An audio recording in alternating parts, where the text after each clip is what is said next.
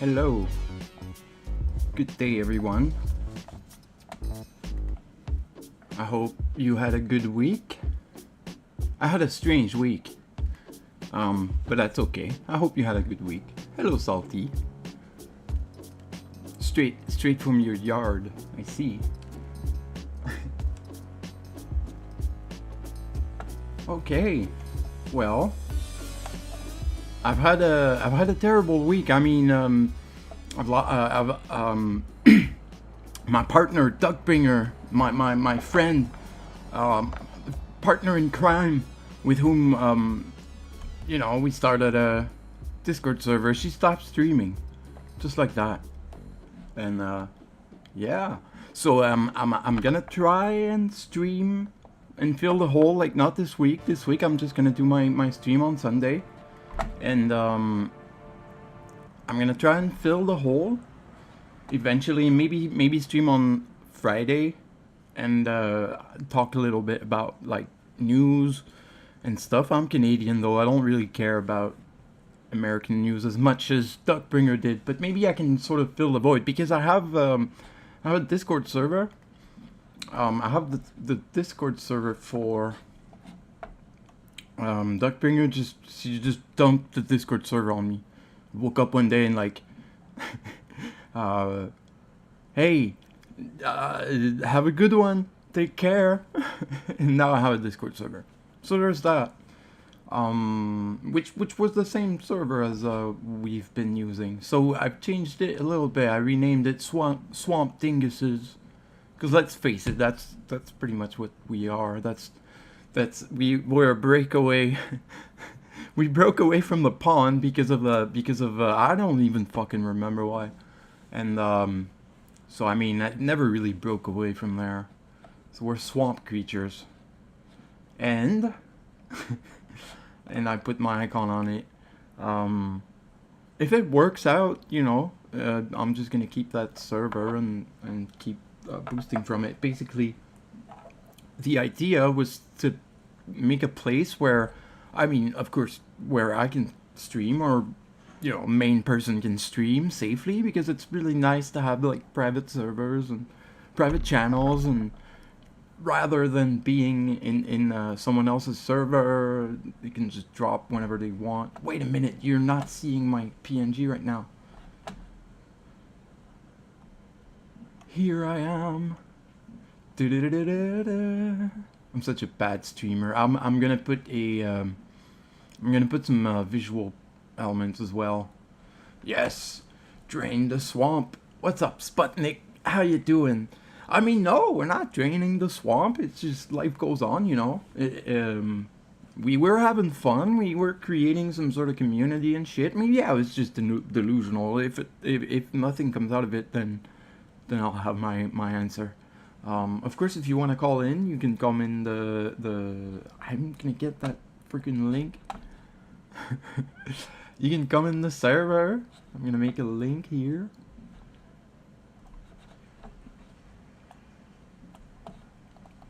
And talk about. I'm gonna talk about two things in politics. It's gonna be war and war. Basically, yes, but you can have mud. How do I? There you go.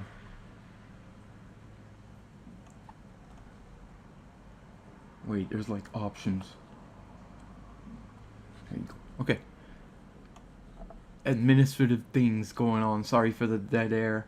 So, what was I saying? Yeah, the idea was to have a Discord server that's safe. Like, nobody can drop on me while I'm streaming. I have a live server where there's people who have roles, and they can join the live server, like the really really cool people.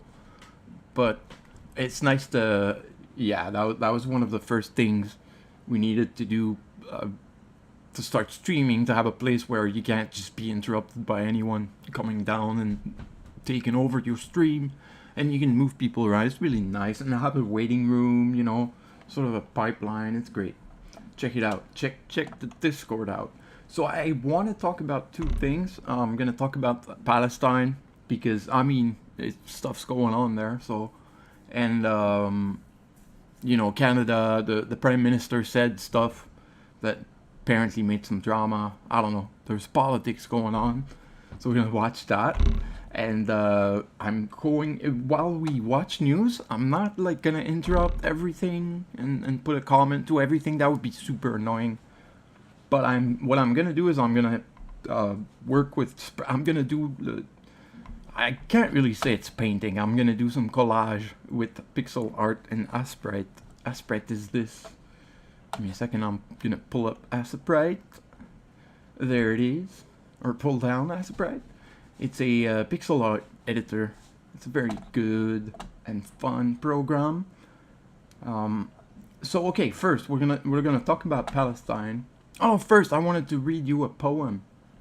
Yes, because I have written a poem. No, I'm not like a poet or anything, but maybe I should put some music in the background. I'm gonna pull up the poem as well.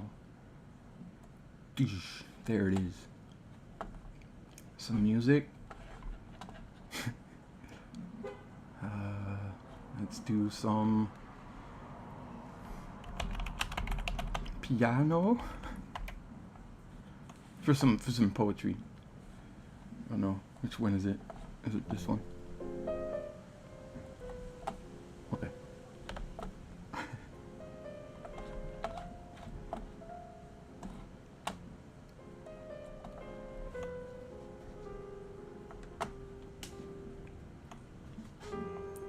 Truth permits to wither and rot.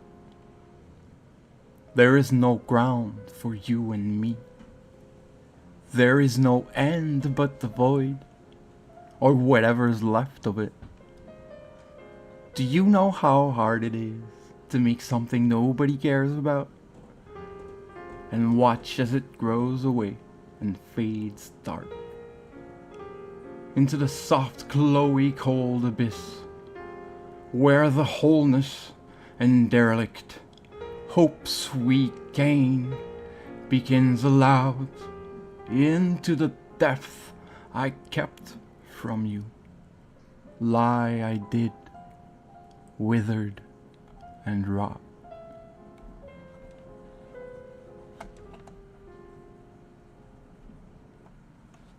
There you go. That's sorry about that. I had to like, it's a dream I've fulfilled. I just made a check on my life, my list of things to do in life.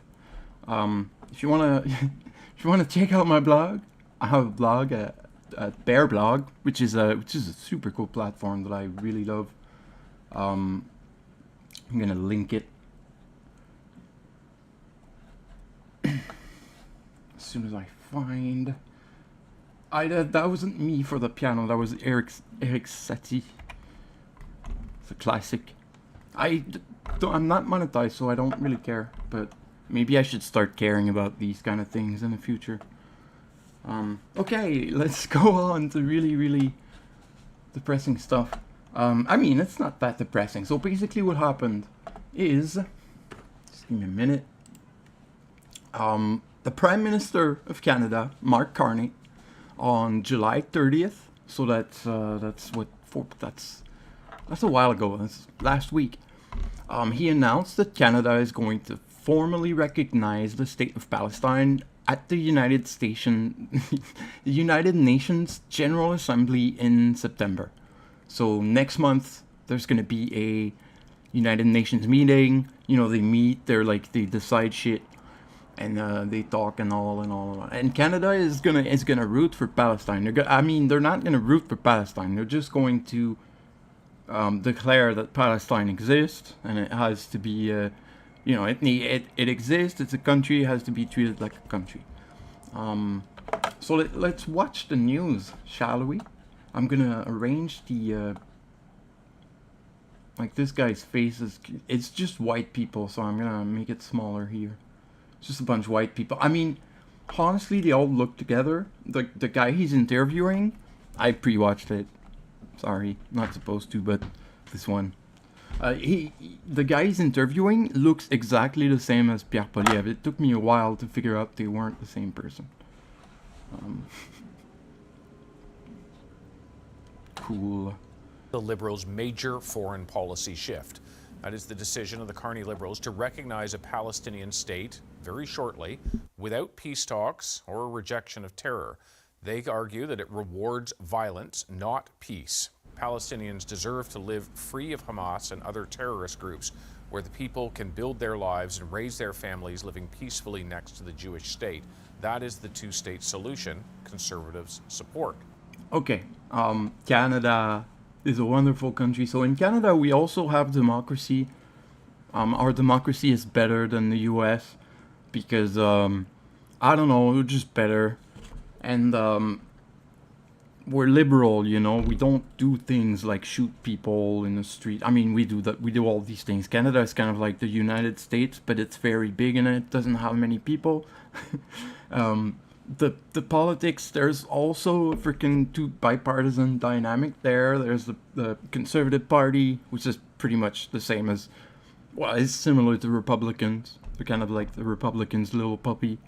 And the Liberal Party, which is very different from the Democrats there. But they are like the progressives. The main sort of mainstream progressive, you know, neoliberal hegemony. So that's why they're called liberals, and their color is red, and the conservatives are blue. So it's like inverted again, same colors. But they fight for power. So we have Mark Carney, who's the prime minister, even though nobody fucking knows who he is. Like, he's not a politician. He used to be a banker. He appeared because liberals, they're very good. In Canada, we've achieved the absolute liberal hegemony. We've solved everything. Like, everything is perfect in Canada. It's the most perfect country in the world. So take notes. So this guy, Pierre Polièvre, he's the conservative guy. He's not as ridiculous as, like, he's not as charismatic. Well, I mean, the ridiculous and charismatic, it means the same thing here in this case.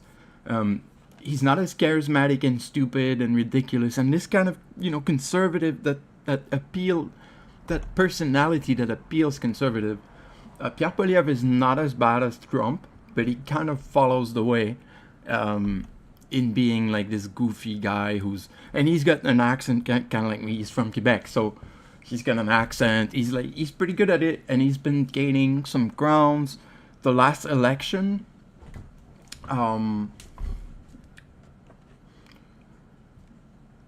what's that spot? Oh, okay, never mind. Hey, Tuna. Oh shit. I'll go in a more public channel. Wait. When I'm ready, I'll finish what I'm saying, and then I'll come join you in the live channel. We'll sort something out.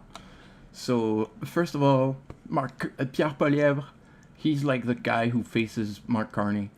What he just said right there, it doesn't mean shit. Basically, they want the same thing. There is no actual there's not much ideological divergence because conservatives don't have the same power in Canada that they have in the US, because people in Canada, they're not as easily swayed towards conservatives. I wouldn't say that Canadians are better informed, better at politics and this and that. I don't think so. But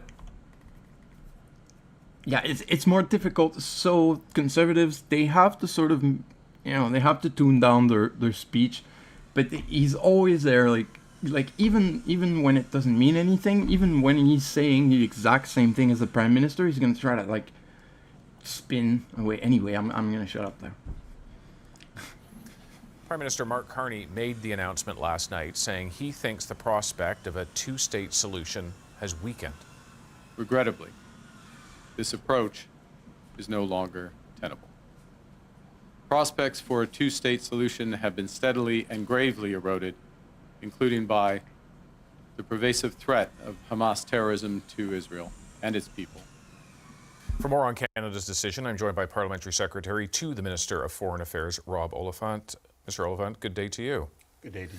The Prime Minister laid out three conditions yesterday under which Canada would recognize Palestinian statehood. So Canada's made the decision to make this conditional, but it's not on actually fulfilling those caveats. It's on the commitment to do so. Why not wait until they've at least done one of them? I think this is the art of diplomacy. What this is Canada recognizing that we have a long based pattern where we have talked about a two-state solution. Look at him. We've reached a position where it is now an untenable. If it wasn't for the glasses, I mean, what's the difference? Mark Carney has a little bit more hair, I guess.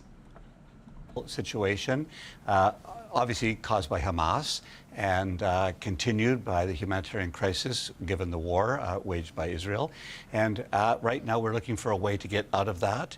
And so we add our voice to a diplomatic chorus to say, thanks for the we believe that an important step right now is the recognition of the state of Palestine to give hope, to inspire and to incentivize both sides to lay down arms, to have hostages released, and to begin that process towards two viable states living side by side.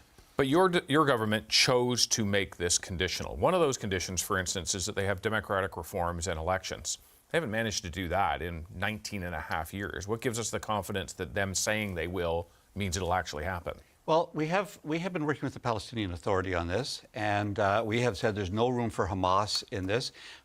You're right, it's been 19 years since we've had elections. They've had elections, and we don't expect elections to happen right away. Let's face it, there's utter destruction in Gaza. Utter destruction. There's violence in the West Bank and East Jerusalem. And so we recognize that you can't impose those right away. However, with the intentions, with building blocks, with $10 million of Canadian money going into helping governance in the Palestinian Authority, we believe that those things can happen. And that will bring about peace for both Israel and Palestinians, and that they can work this out. Do I think there's a magic wand? No. Do I think that Canada has the power to create something by itself? No. But we can work with other countries, with allies, like-minded, to make sure that we are moving the ball along. Otherwise, the destruction will continue. There is no military solution in this situation. There's only a diplomatic solution. So Canada's diplomatic voice is being added today. And I'm very proud of Mr. Carney, for the Prime Minister, for doing this. I think it's the right thing to do. I do want to ask about one more of those conditions. Damn, he really is happy. Okay, Carney is the best person in the world, according to this guy. Yeah, so this is Canada. This is how you do politics, okay? This is how you do liberalism, okay? And, alright, I'm gonna go with tuna chip right now. And, so I'm not gonna be the only one commenting on this. I hope you're ready, tuna. Hold on, man. Let me go ahead and mute your stream. Hello, hello. How we doing? Good. I'm doing good. Yeah. I wasn't sure you were gonna show up, so it's cool. It's cool. You didn't message me, so I was just like, let's see whether or not he's gonna go live, because you know, obviously, there have been some big splashes in the pond, as it were. Yeah, but, there was some drama, right? There was some drama. It doesn't even, it goes without speaking that there was drama, right? Because it's one of those ones where it literally was, how do you put this? Drama that is... Emergent drama. It's emergent. Yeah, expected drama. Expected drama. Drama that would that was inevitably going to happen in some form or some way. Yeah. But you just didn't know how it was going to pan out. So it's like one of those things where it's like when the neighbors down the street fist fight every night. When one of them eventually does actually get the cops called on them, no one's standing outside their houses gossiping to one another, being like, "Oh my God, I can't believe I can't believe she." No, it's just like one of those things where you're like, "Oh, what was it? Like Donald Trump getting out of the plane." The drama space has cannibalized another relationship. You're telling me this for the first time. Yeah, I mean, you're telling me this for the first time. No. I mean, there was. I'm not a drama streamer, so I don't Well, not necessarily. you, but I you know thought what I'm about saying. it. I Yeah. was like, should I talk about it? It's not that I don't want to talk about it. It's more that I'm like, hey, who's gonna be listening? Who's gonna be there? I mean, Salty Yeah. doesn't know what happened. I think.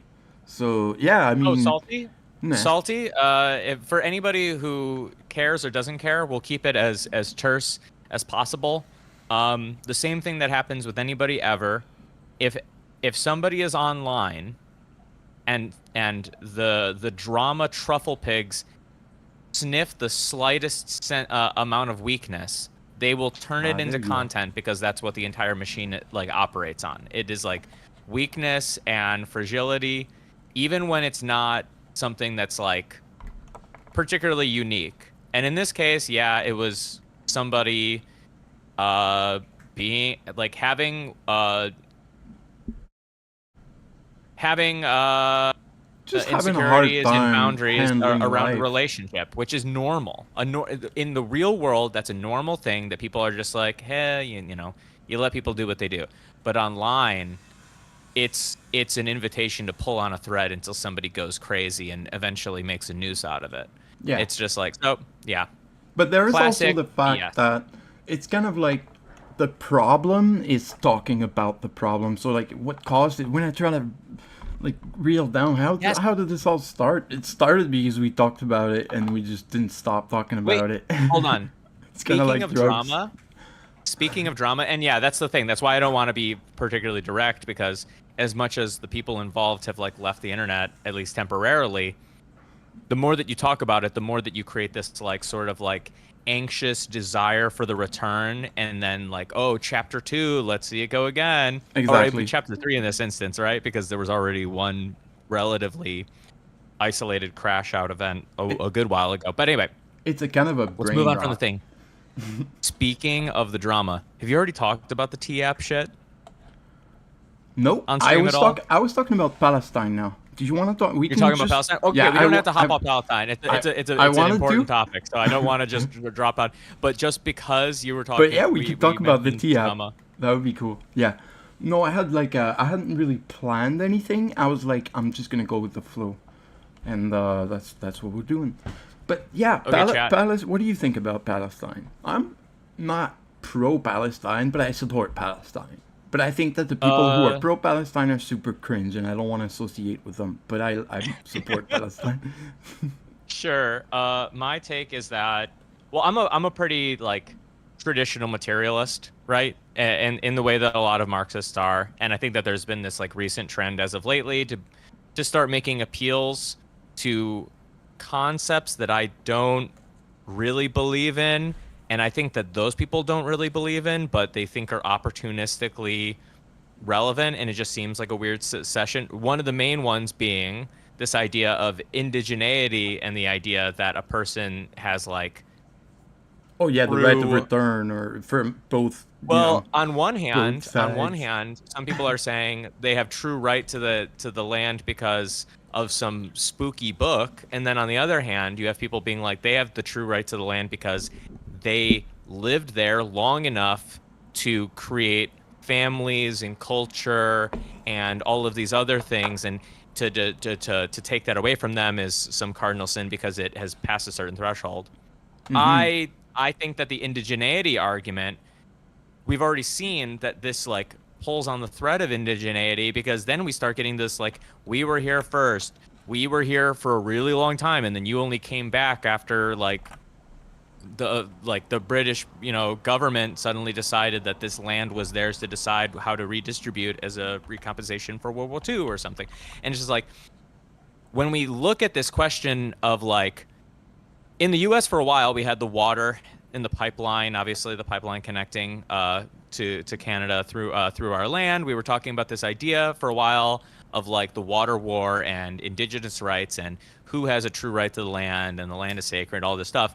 And I think that created a cultural conversation that has been like really exploded by the Palestine-Israel conversation, because it points out... You mean it? Yeah, there are compounding. Yeah, there are things. There's a that, compounding effect yeah. of this like increasing appeal to the concept of indigeneity inside of American leftist politics. because Americans, we carry a great sort of the white man's guilt in America very much so associates to the idea of the land being taken from the indigenous people of the land now known as the Americas, whether or not we're talking about up in Canada, us, or South America. This entire area was colonized, and in particular, the U.S. citizens' understanding of indigeneity is strictly defined, almost exclusively defined by that idea. This idea that there are people that have been pushed onto a small plot of land, and that there are lands that used to belong to them, and they have certain spiritual beliefs about those things, and those need to be protected. Now we have a country where it's actually the tyrants of the area, the people that are doing extreme harm to other people who have indigenous right to the land and have strong spiritual beliefs about that land, but suddenly we have an issue with it. So then we have to sort of bite our tongue about the fact that we sort of we created this discourse in the way that it's existing, and we created this we let Zionism in through the back door when we started making appeals to the spiritualist indigeneity argument with reference to our land that we are currently standing on, which obviously Canada has its own right. You know just as well how important the concept of the erasure and the genocide of the Native Americans and the Native peoples of Canada were to the construction of the left politics of our country. I have worked on things that how can I say it? Fuck. Things that address the issue of First Nations. So I was pretty active back during the Idle No More movement, and we did I'd go into reservations and we'd give workshops basically on stuff on how to do nonviolent direct actions, basically, not necessarily the legal stuff, but we don't have to go into it. But if anybody already stuff like that.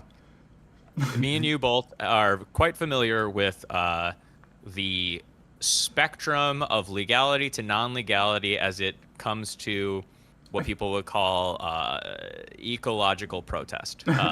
Some of which has been heavily for ecological protests mostly. Some of which has become actually just sort of imported and normalized and sanitized into the standard. Everyone loves talking about how we need to deal with offshore drilling and we need to but everybody, when it comes down to things well, for the First Nations, it's just so funny. Go ahead. The thing with the First Nations is the fight is that they have these people that represent the land. They're called tallymen, and those are they're handed down it's hereditary, so it's handed down to families, which isn't really a lot of the things that happen in First Nations in Canada are very conservative in nature, and they kind of want to conserve. There's a conservationist atmosphere there, and if you go into reservations, my experience, if you go there with this big rebellious attitude, it's not going to go well. It's not going to be received that well, because you're going to speak the old, well, you have to convince older people, you have to convince actually serious people of doing stuff, and they don't really own the land. They just the tallyman is the person who oversees the land and makes sure that it doesn't get destroyed. So it can seem sure. So it's very different as well, because it's a very global thing. They're fighting for the forest for everyone on Earth. There's so many different things. Because of October 7th, I think I've sort of lost sympathy for the Palestinian people, and that's sad. For a little while, I even considered myself a sort of a centrist, I have to admit. It was very difficult to process in my mind, but we can see that Israel has been, they just keep oppressing the Palestinian people. So I mean, I'm happy that Canada did this move, but it's a diplomat. It's just politics. They don't really. I don't think Canada is necessarily he said things in the speech. He said he was gonna like that we were gonna disarm the parties and stuff. I don't think Canada can go there and disarm the IDF or Hamas or anyone, but Yeah, so it's a lot of literally politics. imagine a world where Canada could walk in and do that and walk out, and it wouldn't just go back to the way that it was before. You would either have to lay such a heavy hammer that you would need the aid of the United Nations and the aid of especially the United States, which Yeah. you're not going to get.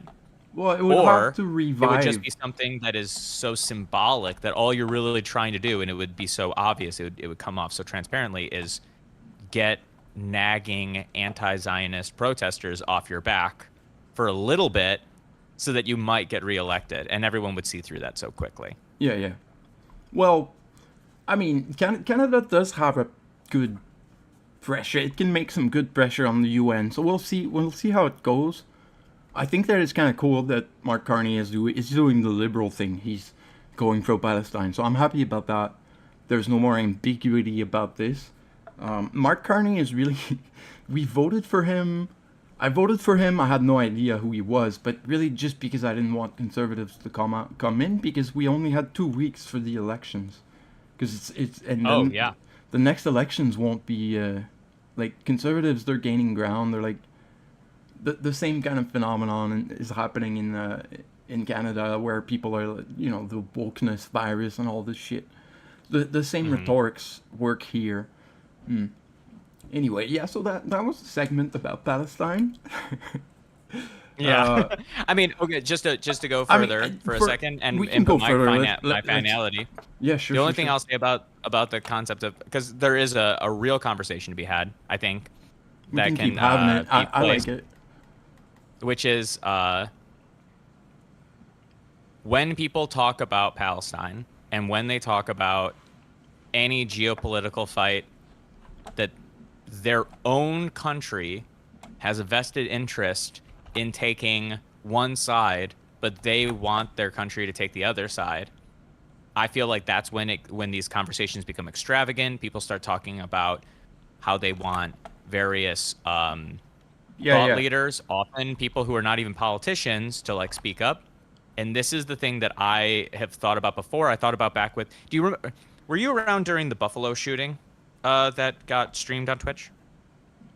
There's a shooting in Buffalo, New York. It's not a shooting of Buffalo. It's a shooting in Buffalo. Somebody I heard about it. I went heard into about a, it. In the Okay, in I'll the give you a mall. quick background. Yeah, I think it was a grocery store, actually, for what it's worth. But it Okay. could have been combination. It's hard to say. Whole point is, somebody went in with a camera on their helmet. They started shooting up the place. Twitch took down the stream as soon as they figured out that the stream was there. But then a bunch of people were like, Twitch, you got to do more about this. You got to do, how could you have allowed it? To the point where I started, the first thing I felt was dumbfounded that people were applying more pressure to Twitch than to Kathy Hochul, the governor of New York. I was like, why are people talking about the streaming of the event and not the actual shooting? Like, it took less time for Twitch to take the stream down than it did for the police to show up. And yet that's not the conversation people are having online. And I think I got to this point where I started having this theory about the belief that people have, the instinctive belief people have in the United States, that the government is not accountable and it can never be held accountable. And the only thing that can be held accountable is the private sector, is companies, is celebrities. And so the reason that people like really harp on this idea, and it's not always true of all things, but there's almost this other concept that if the government does something, if the United States government does something, has a response to something, that means that it's a bad thing. It is like, if you ever saw the U.S. suddenly become pro-Palestine, I think a lot of people would be like, well, what changed? Yeah. What's going on in Palestine all of a sudden that they're pro-Palestine? Is Hamas now operating as a U.S. operative? There's like, the stink is inherent to the thing. I think that Canada's trying to sort of break the ice and be like, hey, we're ready to work with Palestine. That's what Mark Carney sort of announced. Like, we're ready to work with Sure. the Palestinian And Authority. I see that too. I see that too. And he has sort of, I mean, I don't like him. I don't want to glaze him, but he's done his job as a prime minister, so he has sort of dodged the response from Trump. He's thrown a fit. He's increased the tariffs to 35%. I don't know what that means exactly. Jesus Christ. But, yeah. Oh, this is the most pathetic thing that he does too. You know, well, no, So- there are much more pathetic things, but this Trump, things that he does that are. This is one of the most pathetic things that he's done publicly. Let's just say. And it's really just Is that he Canada's keeps like doing this Palestine dance, dude. exists, and Trump is like, fuck What is you. this? What is this fucking dance where in one side of his mouth, Trade war. you know, it's trade war, and then in the other side of his mouth, he's like, actually, pro-Palestine now. It's like, I don't know how we're going to, the pro-Israel argument for the thing. I don't know how we're gonna get Trump to like. I don't know how people are gonna properly respond to the question of Trump, the fundamental question of what Trump's up to, other than just like waiting for him to die, because he's become such a. He's doing things that everybody on the right hates, yet they just take it in the ass. They just let it happen. He just keeps doing. He's in the next couple of months, we'll find out. He's either a confirmed pedophile who loves Jews. I'm sorry. Why does the right wing? Why is this hashtag their guy? And who wants to steal as much money as possible to deport. By the way, do you know how much money they're offering right now for signups for ICE agents? No. Wait. $50,000. For signups? They will give you $50,000 if you become an ICE agent per agent. That's crazy. $50,000. I mean, This is supposedly the. that's a good amount of money. This is They have to supposedly hire a lot. They have to hire a lot, but that's the other thing. Let's say you do hire a lot, and you're paying $50,000 starting. That's not your year. That's not your annual. It's not like they're like that's how much you make It's a year. just a bonus. That's The bonus, your yeah. starting bonus. Yeah. That's your starting bonus. They That's need to more than hire- most I think people they in the need to U.S. hire make half in a year. I heard 500,000 or something. ICE agents. They're gonna have about 40% of the police force filled by ICE. And It's gonna be kind of like another arm of the police. Kind of like, you know how if Obama it beefed pans the out, DHS? but this is what I'm saying. The man is simultaneously attempting to be part of the fiscally conservative party, and also have the fascistic spending that can only be understood as a complete betrayal of that fiscal conservatism. So it's like it's really upending the libertarian support. It's really upending the honestly, it's going to be upending the capitalist support at a certain point, because you are just fucking the economy to absolute shit. So I don't know what happens, Well, whether or he's an not the enemy with people that Musk and love this guy. Bannon. There's a bunch of people who it don't like depends. Trump. They It just don't- depends on what's going on there, because like Yeah. you could argue that the technocrats are breaking away and that they would kick Trump out, and then obviously you have a very pro-technocrat vice president in the form of JD Vance right now. Yeah. Theoretically, JD Vance wants to suck Elon Musk's dick even more than Trump does, because Trump wants to he at least wants Elon to clean it first. JD wants the stink from the underbelly. He wants the grime. He wants a little bit a small taste of Grimes pussy that's still left on his unwashed cock. So like we're looking at a point where like maybe the technocrats try and do sort of a soft internal coup of sorts where they're just like get Trump out, but I don't think any of the Trump supporters actually like those people. I think they like Trump. They like the personality that is embodied in Trump, the cult of personality that he's produced. Probably is just like the lead anchor on He's giving good on the marketing. boat. Good marketing for the Yeah, USA. he's got a good marketing campaign, and most of the people that support Trump support him because of that marketing campaign. They don't actually support him because they're capitalists. The people with big dollars do, but like the type of people that go and do Jan 6 type shit, the type of people that theoretically could become a sort of Trump youth of sorts, if you want to go in a fascistic direction, and if these people want to harness that sort of energy that could potentially produce it, that sort of mass mind, the only way to do it is to be like pro-Trump. But Trump is just completely fucking the economy. So we've got a nice contradiction. And he's That's you know, he's the a one pedo. saving grace in this, is that they hate each other, but they're dependent upon one another. So they're just gonna keep like undoing whatever. Like it's a cat and mouse. One person's gonna like open up the till, let a bunch of money out. Someone's gonna run over quickly and close it and be like, Trump, you can't be giving $50,000 to every fucking ICE agent. You're gonna have to renege on that deal. It's kind of like always the case with any like totalitarian system. Generally, is that they have this weakness that they generally turn against one another. It's the trope in Star Wars. Like the Empire is very strong, but it's super corrupt. And if there's gonna be any big shift, by the way, give me a second. I just want to go ahead and. I've linked. Yeah, I'm sharing my browser, and I like the thing that you're sharing. I can pull it up if you want. Yeah, in just a second. What I got to do. In So I've whatever been you're working on my streaming. laptop. Yeah.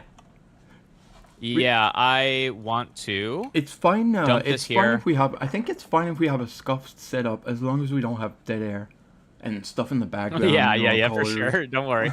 Well, here I am currently ready to pull up, and I can actually show you some of the progress that I've made since we've last talked. Let's do it. So let's get into what the game is. It's going to be the easiest thing to do. So if I just go here and let's get into updated source. So first things first, character. I've added some more mechanics. One of the first things, so currently the character class is just a single class because I'm sort of indecisive about which of these mechanics needs to be on the meta character. As you're familiar, if you remember, the meta character, for anybody in the chat that doesn't know, in this game, the meta character, quote unquote, is the out of combat version of the character that can be upgraded, changed, can have its moves moved from one slot to another, because we have 4 active slots and 2 back slots. That doesn't matter right now. The whole point is I remember the UI more prototype you mechanics. sent. Say it again. I remember the UI prototype you sent. Yeah. Yeah, So and actually, that's the here, image if I have in mind. I hate Nano. I gotta get the fuck out of Nano. I hate Nano so much. That's the one thing, is that Ranger defaults to Nano. It should never do that. Let me just show you. So what I've got here. I'm all right with Nano. No changes found. Oh, sorry. I gotta actually. Unless I gotta go to updated source, and then do the same thing. So, oh, yep. Pip install term color. That's the one dependency I didn't do yet. Okay, so tabulate, motherfucker. Pip install tabulate. Okay. There we go. So I made this quick sheet that I can print out continuously as I run functions during my debug portion, which lays out a majority of. I've added a couple more mechanics, and because of that, a couple more features on characters, but I wanted a nice square thing that I could look at that would give me most of the info that you need to know as I test functions to make sure that they are working properly. Because this is a pretty data-driven game. All that happens under the hood in this game, since it's not an action game, and it's the classic menu-based game with very little RNG, is extremely predictable changes of data state. That's all that's really happening, is that we have some data structures, and we just need to make it so that the functions do what they're meant to do consistently, and that the player understands intuitively what the thing they're about to do does, and then the game unfolds from that.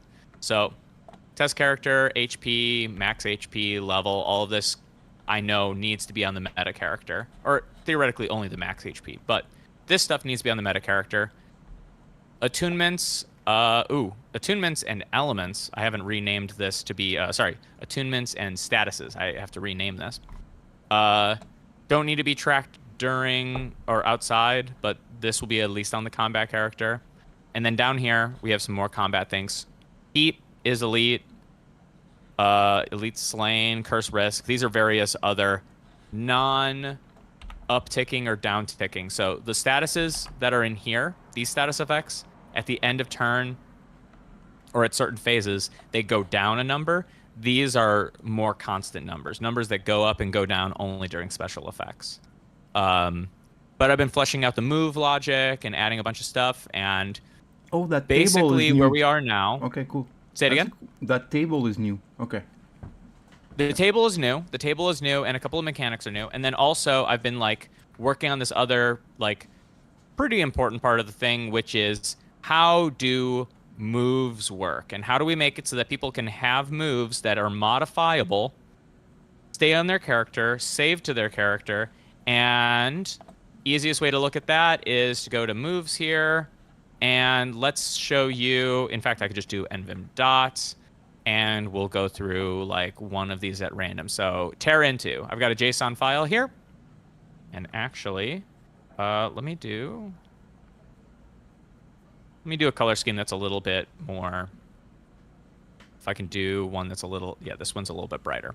So what we're working with here is some basic meta information, and then the effects portion. And the effects portion is a list of functions and arguments that get sent.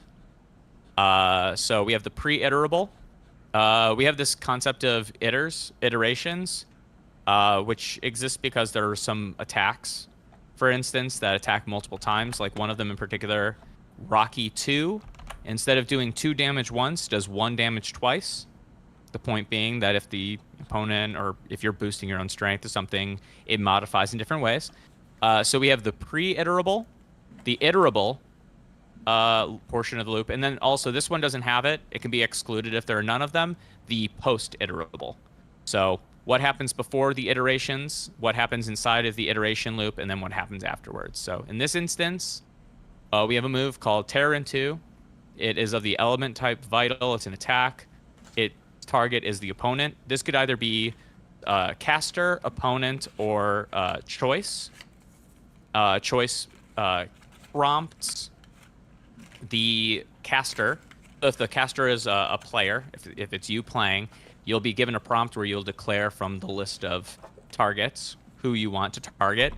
Same thing is true also of elements. Like there is one card in the game, for instance, where the element that you deal damage with is a choice. But anyway, the idea here being that we have this data saved as a JSON file, and then as we go into, let's see, it's called encounters. So we go into encounters. I've got a little template here.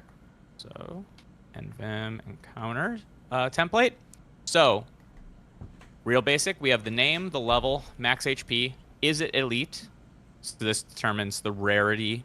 Elites only happen at a certain rate, and I'm purposely making them more difficult and have them have rarer attacks that you could learn from beating them. And then we get to the moves. This is an important thing here. We save the entire JSON on the character, and then when combat inits, what it does is it takes these. First it loads the player, then it loads the moves, and they're on the character as an attribute. But it loads it all from this JSON, and it doesn't load any other moves in the game and any other functions in the game other than the ones. Because before, what we were doing that are in the JSON files that are being loaded. Because what we were doing before was I had the entirety of the game. Each function that was on the player, like take damage, attune to an element, those were expected. But then there was a function for each move that had a list of sub-function calls. But I learned that you can, via this like clever thing, you can do this thing where you actually call a function, you declare the name of a function, and then it calls, like, I didn't know whether or not Python could do this, because I found it very particularly difficult. But you can actually make it so that the function that you want to do, despite being pre-named, can be called, declared as a variable, internal to that JSON file, and then it calls it, and it has the arguments and the cargs and all that shit, the keyword arguments, like a lambda all function. stored on the JSON. It can be a lambda function, or it can just be that JSON creates a dictionary, and then that dictionary has an interpreter. Like all moves have a shared interpreter, and that always gets loaded inside of the combat engine. That's what I'm doing, which is that there's an interpreter where it does is it goes through first, it goes through the turn logic, the like determine the turn order, and then once it goes into an independent person's turn, first thing it does is it goes through the pre-iterable status effect calculation. So like if you're burnt, you'll take a burn damage then. And then after that, once it gets through that like disqualifier round, for instance, it goes into the move logic, the JSON file. It does the pre-iterable.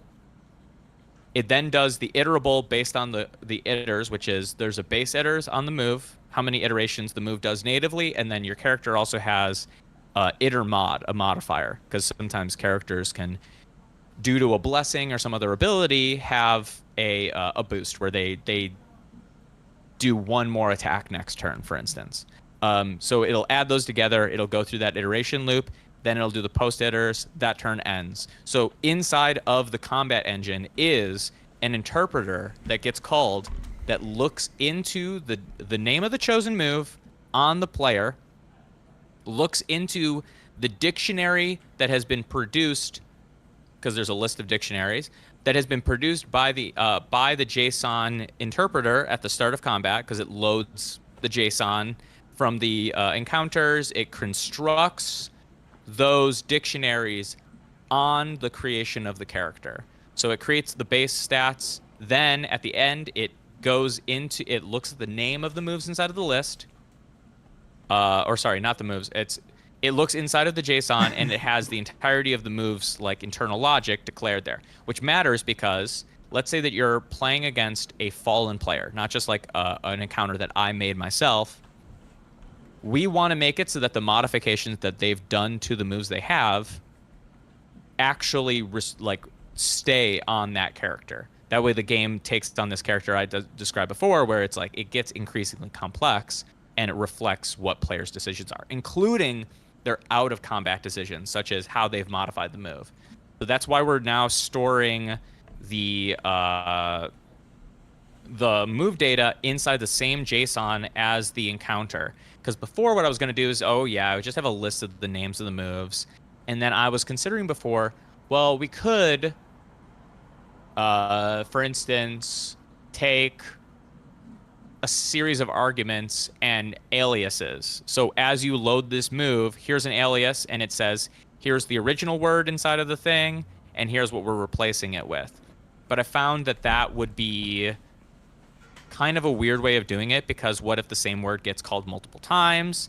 And the only thing that I could really think about that was that if I instead, and let's see, it was I had, and that's where this comes from here, these cache symbols, where it's like these are references to a previously declared feature. So like up here, element, whatever this is, when something says cache element, it will derive this answer from the base conditions of the move. So because this is a water move, if you were to change this from being a water move to a fire move, this move would now deal fire damage instead of water damage. It would retain the same name, but if you were, for instance, to have a move, and there are moves in this game, that change the element of an opponent's move, it wouldn't just meaninglessly change it, it would also change the damage type. The same thing here you can see is the target. If I change the target conditions of the move from being opponent to being caster against an opponent, I'm making them hit themselves.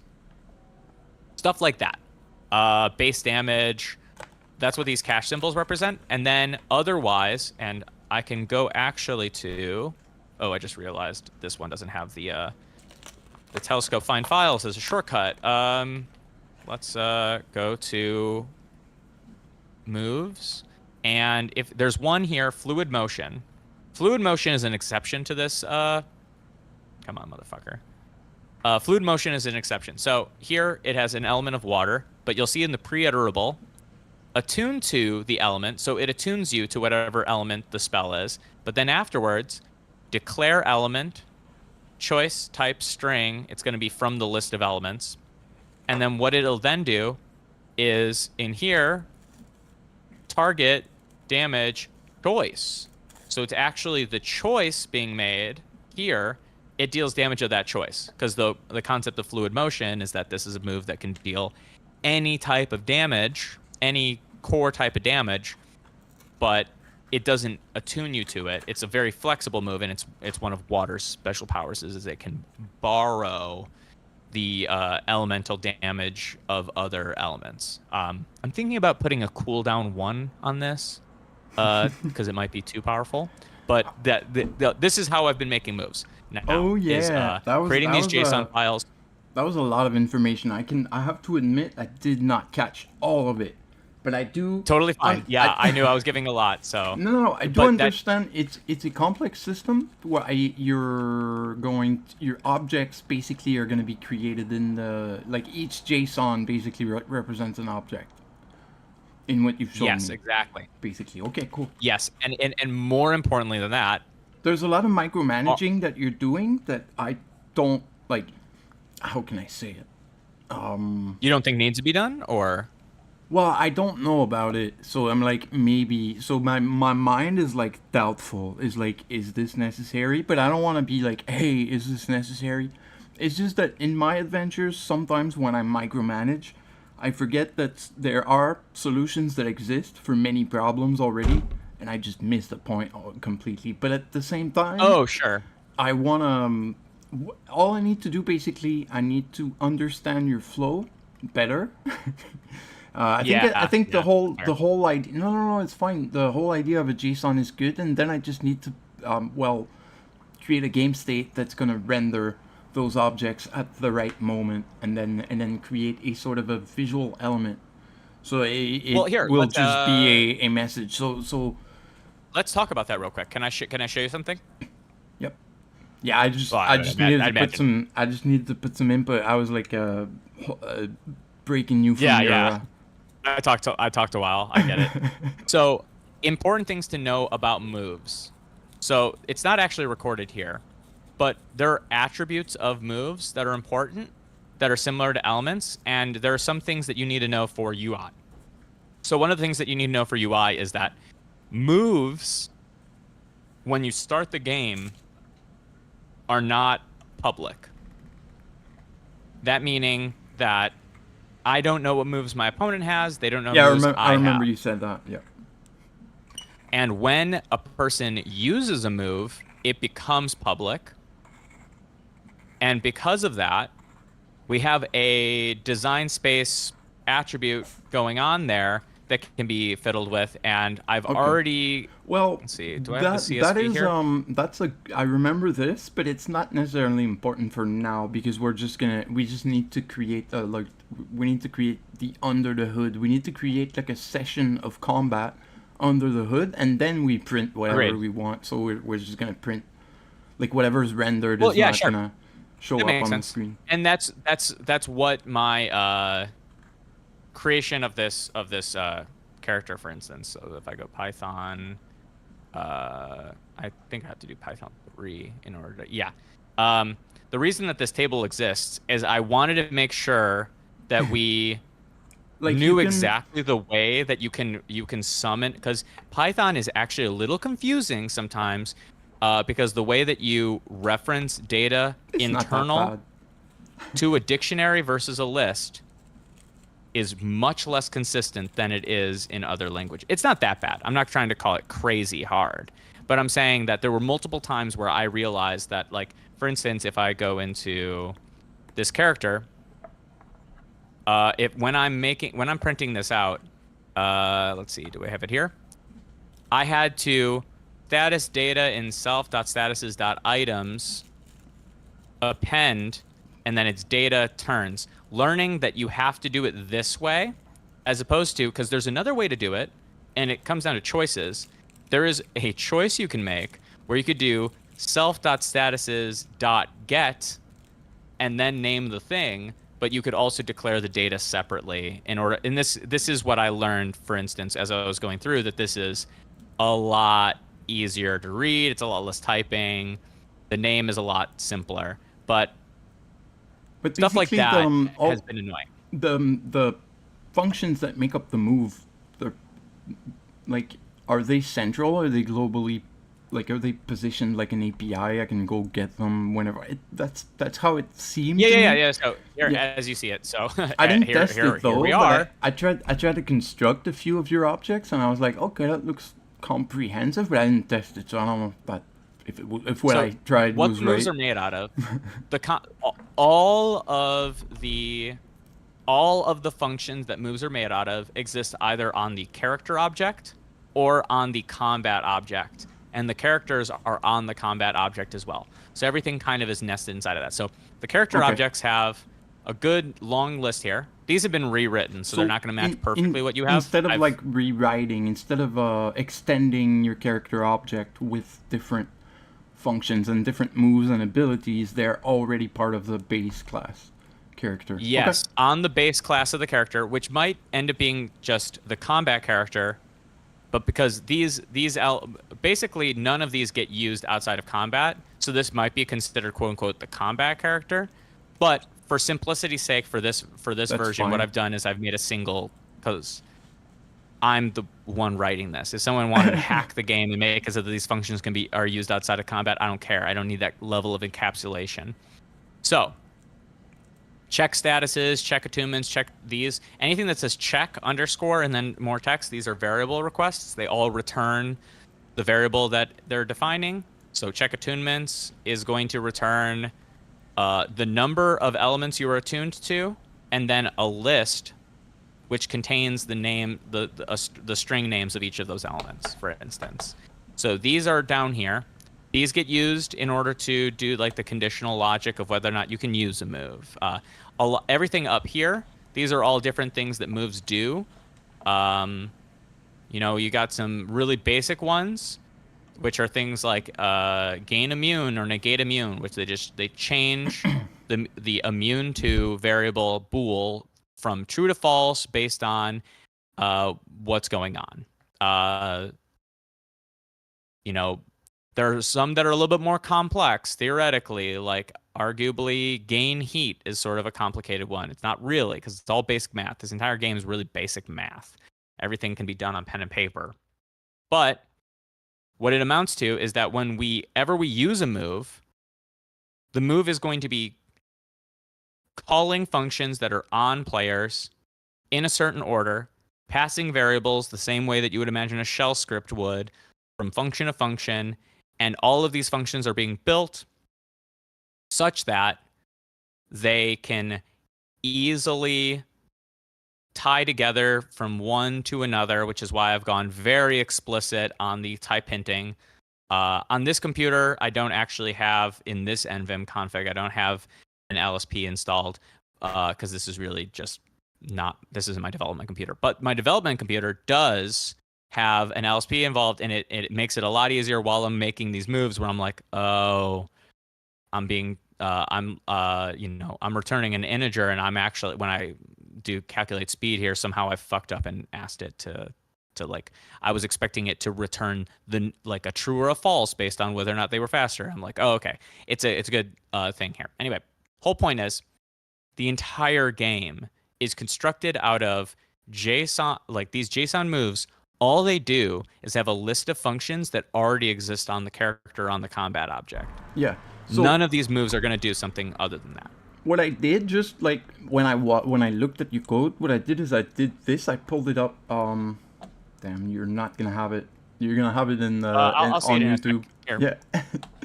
Let me see. Looks, this is your shared screen here. It looks let's fine. see. It's like you create a character and you store it as a variable, and then you can basically manipulate it and use your character object as sort of the central API. I mean, it's sure. It's not that bad. It's a cool, yeah, it's cool. Okay, I haven't worked on it this week. I've been like sort of like out in the clouds, not one like sort of depressed a little bit, and Oh, I get it, man. I've been but I get what you mean. But I I've did- only been able to work on this because work has been a little bit light, so I can just like SSH in to my house computer, just do a little work here and there. And honestly, you know, it's hitting the fan both in this space and the real world. So I'm not sure. Yeah. So let's say I'm to create here opponent. I can just call. Hey, real quick. I can just call Tend your to thing. the way that you're- all do your me a favor. stuff's here. Yep. Do me a favor. Tend to your screen. You currently have me taking up the majority of the screen, and I can't see a very large portion of what's on your code window. So just go ahead and push your code window in front of my camera or something on OBS. Just make it a little bit easier for me to read. Dude, this is the thing With about this the Spinda. infinite People tuna. talk about this Spinda. Yeah, there's infinite tuna. The thing about this Spinda is that I uploaded a GIF of this Spinda dancing, and I wanted it to dance, and it just doesn't do it. I don't know how, when it does and when it doesn't, or if I just uploaded it improperly or something. But when I did it at the time originally, because people are like, oh, Spinda, cool, you love Pokemon? I'm like, I did not even play Gen 3 until like the last 5 years. So Spinda is not fresh in my mind because of that. I think he's cute, but I specifically think that the animation of him dancing is cute, and none of you have ever gotten to see it, which is so sad. Oh, cool. You have the, so I can tell just from the way your code is written that you're working with the old system where when we created a character, we Yeah, defined, it's the old thing. Yeah.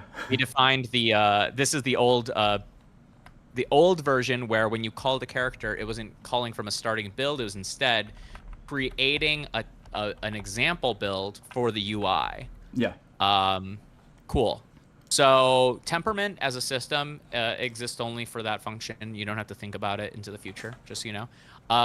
I have updated and I'm messing around with now. I've gotten my GitHub key and all of that, so I'm gonna start updating. But what I meant to repo say is, more frequently. it works with the linter, so I can work with that even if I don't Oh, okay, understand completely the code base. I can work with it.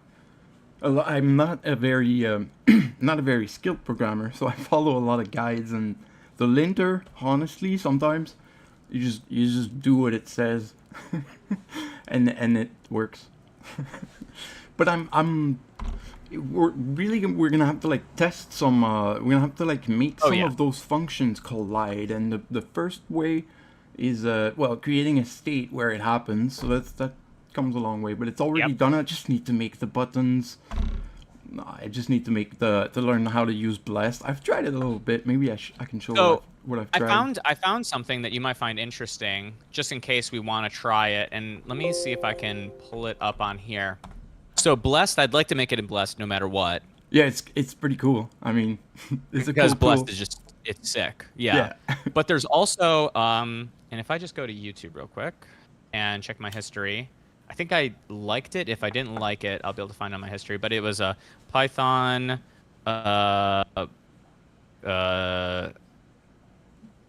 GUI programs. I'll recognize the video that I saw from the front of it. There was one, must be this one. One of the ones that this guy showed was not fast stream, nice GUI. It was essentially a simple button making UI program. I think it was Flet maybe. All of these here in this section here are like this. Like Reflex, for instance, Gag to Death is a sort of Python. You can make what's that stupid framework? Anyway, the whole point being that Reflex writes apps with Python code. Flex and Nice GUI make these visual apps with Python code.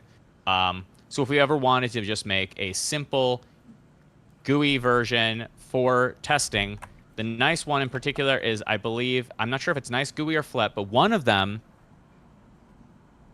because they're written in Python and they're hosted on Python, you can actually use the UI inside of GitHub. You can just go on the GitHub, test the UI elements there without even having to GitHub download and copy. kicks ass, and it's pretty good for hosting. And if your game is in Python, it could be web hosted on GitHub.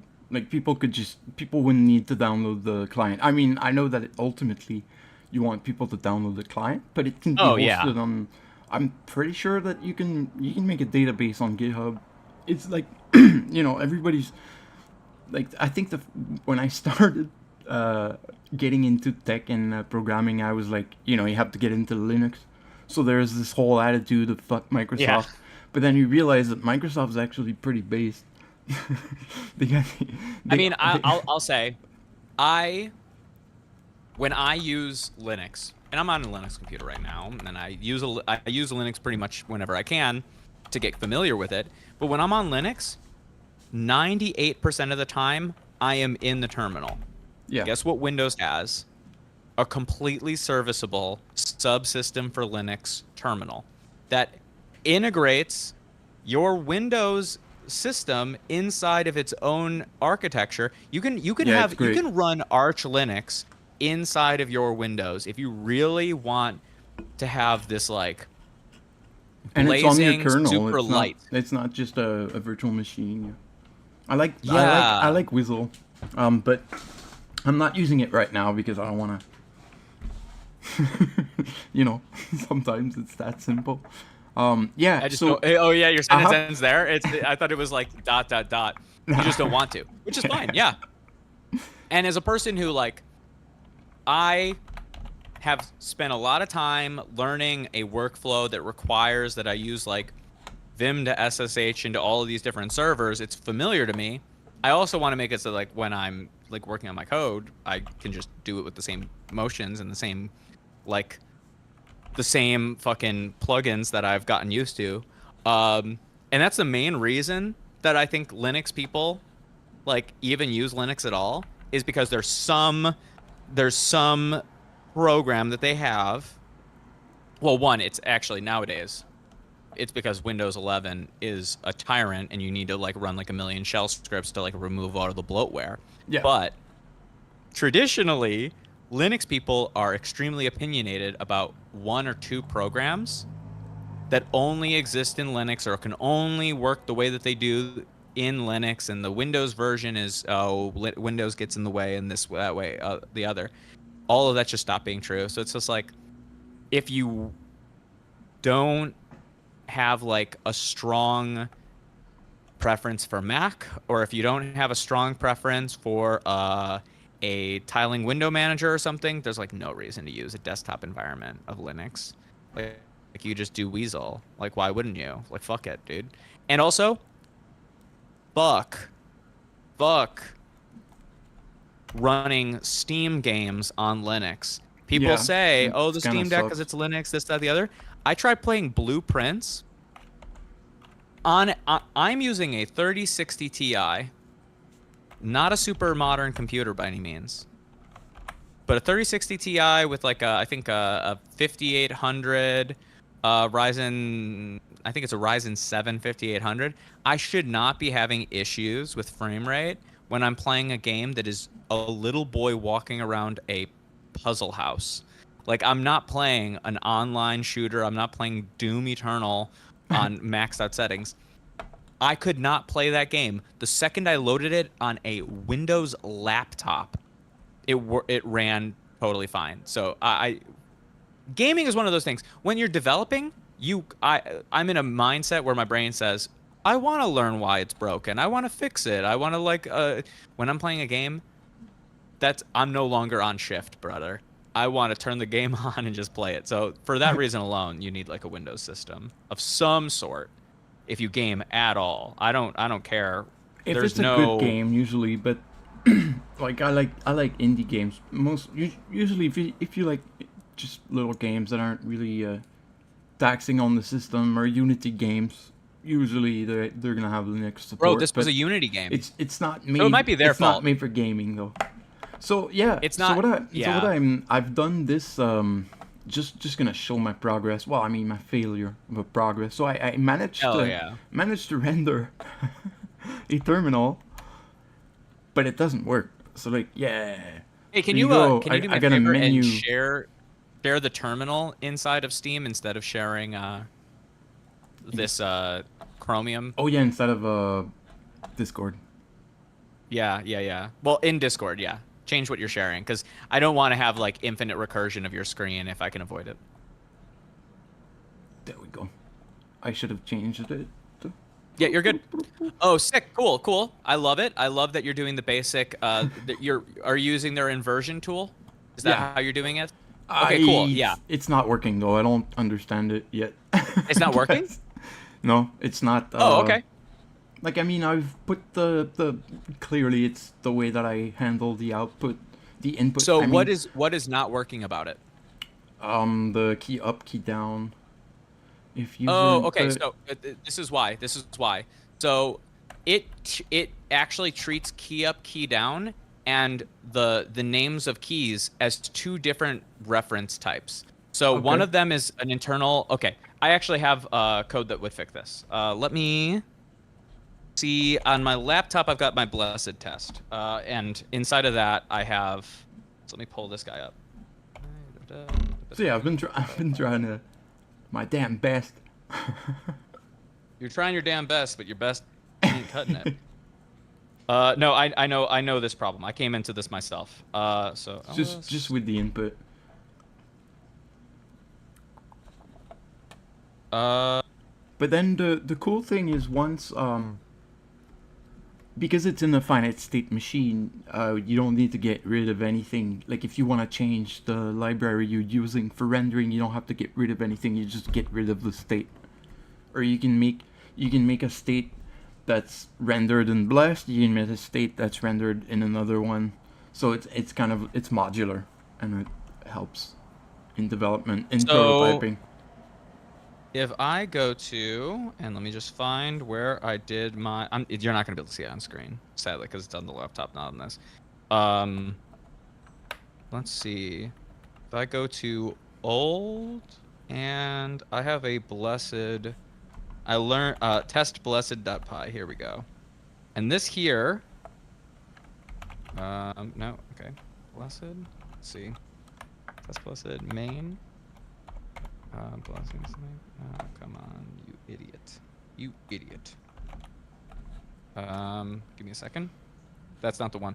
I know that the way that it references up and down, and the way, or like things like whenever it says full capitals, key, underscore, and then a name, that is a different name library than the one that uses the key names. Like for instance, enter would be called return, I'm pretty sure, also in that key library. But they have to be handled as two separate instances. They have two different like frames of logic. We actually let me just go to the blessed documentation. There's an example of this in the documentation. So it's an annoying thing, but I think the main reason they do it is because theoretically some of it stands on top of the old way of referring and the other is like expanding it. So key codes. So these are key codes here, and that's what you're looking at here. And then separately, the other key codes are, it'll be isKey.name, and then you can do things like the letters. But these key codes are for things that don't have like a name, a standard name, and that's, you know, key up left, key up right, key up, stuff like that. Let's see, in key. So, yeah, the end key. I just put term dot in key timeout 3. So this is value lower not equals q, and then val. Okay, so val here is taking in a character, a key press, and when you're doing it this way, while val.lower isn't q, term in key, simple. If not val, and then if you do a key name, it uses a different syntax. So let's see what you're doing here. If user input in key down, and you have a list here, and key down is one of them, let's try doing WASD instead and see whether or not this exact shit you have here just works with WASD.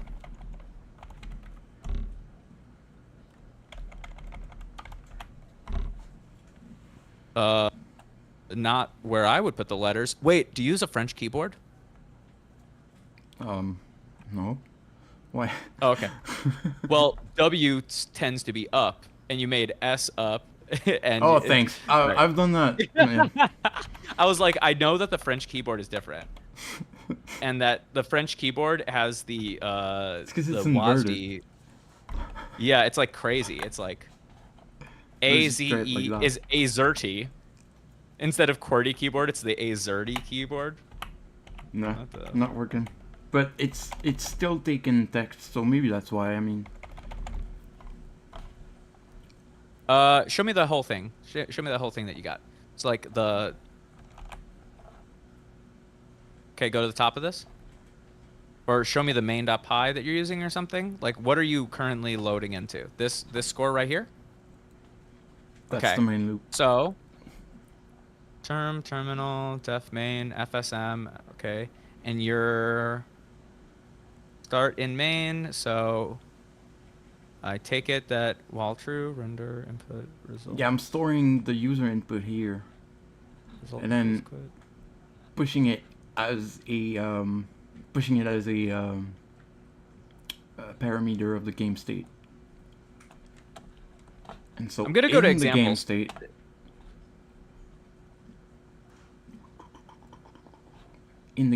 it's here. It's user input. So if user input, wait a minute. Well, that's no in works because you're creating a list. So you would want to Yeah. what you've done now. Yeah, get rid of the lists then. If you want to do is, or you're not going to say is, you're going to say equals, double equals, and then you're going to get rid of the square brackets. And then you're going to do that with all of those.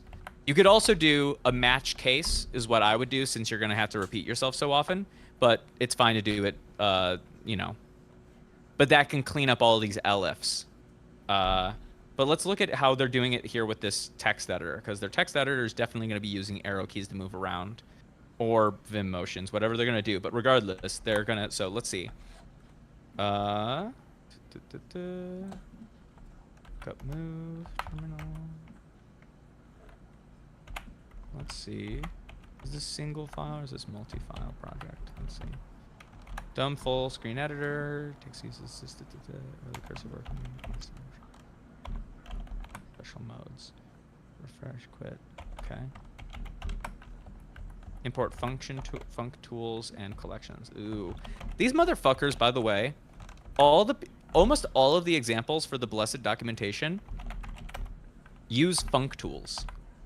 What is going on? Why? That's documentation. What is going to on you. with these? Well, it's just so annoying. Why are you purposely making it so that all of the examples that you have uploaded use functional programming for your very clearly object-oriented language? Like, that's cool. That's fine. Tell me right now how the fuck somebody would incorporate this into an OOT-based game or like a data-based game. Like, don't do this function shit where every single time you're never changing or modifying a variable. It's the literal opposite philosophy of this language. You're going so hard out of your way to make yourself look cool. Okay, keystroke. Hey, what's up? If Who keystroke, joined? hey, what's going on, buddy? Salty squid. Salty. What's Save up? me, Salty. Save me from all the You coding. pulled me in. What? I said I didn't join. You pulled me in. I was chilling. Oh, Wow. that must have been. Hold the on, wait spell, on. then. Salty. What? Yo. You just broke bro code. Somebody pulls you in and they communicate to you with nudges and shoves that you are supposed to pretend that you came in of your own volition, and you don't go along with it. You call him out. You have no Spore. Kick this guy out. He doesn't care about you. I care about Spore so much. I want him to get off the internet. How's the lawn? How's the lawn doing? The lawn's doing great. My wife and me just got a weed whacker, so we were weed whacking it up, cleaning it up. Looks so nice. But yeah, no, I can't save you from the techno babble. I have no experience there. You know, I hate AI and all technology. I'm a Luddite, actually. You are a Luddite. I am going to pull Yeah. up the blessed documentation because I need it. Absolutely need it. Also, I don't know if you noticed, but I nudged you too by posting in the live chat a bunch of videos of topical things that we can talk about. We could. I mean, we could. I mean, unless do you have something you want to say? Like, do you have something in mind? Any news that lately made you mad or something like that? What's going on with All you, news makes Salty? me mad. I'm salty. I'm always salty. I thought it was pretty funny that President Trump told Chuck Schumer to go to hell because I hate both of them. So I love when the ladies are fighting. And then federal officials open investigation into former special counsel Jack Smith. This is what you get for not fucking getting that shit put through fast enough, buddy. Have a fun time. And then we've got U.S. subs in Russia, which is all good things, right? I guess. U.S. What do you mean? U.S. subs in Russia? They're not. They're going in. Yeah, they're going in. Like, are they going in Russia or they're going like in the Russia. Baltic? They're going to Russia, which they're just getting in range to be prepared if they need to fire a nuke for whatever reason. And you know, other presidents have done this. Obama did this. I'm not defending Obama. I'm not an Obama stan. I think they're all war criminals. But the difference is that I trust Obama to not make a incoherent decision under panic, and Trump would really like a good reason to not talk about Epstein, and nuclear war is a pretty good reason. Well, I mean, I don't think it's just to cover up Epstein. I mean, there is the Epstein thing, but also No, I know, I'm being flippant. there's also the wait. How come my YouTube's going? Just give me a second. I'm losing control of my stream now. I'm losing control of what I'm You've been hacked. displaying. All right. My tentacles are working their way through your system now. There is it is a move. Like, I mean, Russia is a problem. Russia is like trying to invade Europe and shit. They're like trying to invade stuff. And so the United States has to respond in some way. So it's kind of like a change of tone.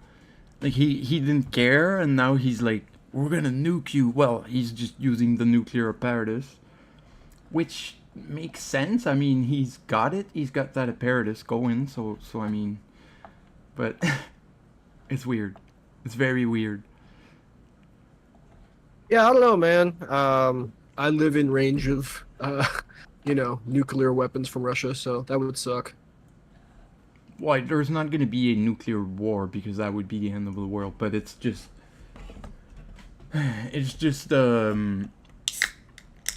because Russia is not gonna stop. So like the U.S. has to do something. I guess they should have probably not. Like, there's still a chance that Trump is going to do something good there and is going to like put some I pressure don't on know. Russia. Do you see both Trump and Putin as like highly rational actors? Because I see them as geriatrics with a lot of bad decision-making skills. I mean, that's not a good idea. They are leaders of nations. They've done shit. Like, I might view the political actions of either as really stupid, but I'm pretty sure I'm more dumb. Like, I'm pretty sure they are capable people. Like, yes, they might be geriatric, but they have accomplished stuff. So I'm just warning against the mistake of underestimate leaders of nations. Like, they can do stupid shit and they know what they're doing. Yeah, they are. I think that they are both rational actors in this thing. Like, it's sad. Okay, I'm just checking. It's sad to see that the leader of Russia and the United States will go into a nuclear sort of a joust, like a tug of war, basically, like another Cold War 2.0. But I don't think it's irrational necessarily.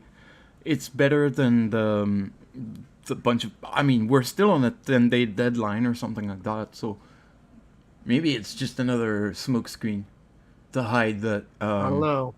That he's geriatric. They're both sick. They might do some crazy shit in their last days just because they're already getting out of here. You know what I mean? Yeah. Hey, Spore, just so you know, Mhm. I pulled up this. I sent the link inside of the chat, and I just started running it. this text editor that they have in here, it sucks. Obviously, it doesn't even have backspace. You have to like literally just like go back and then use spaces.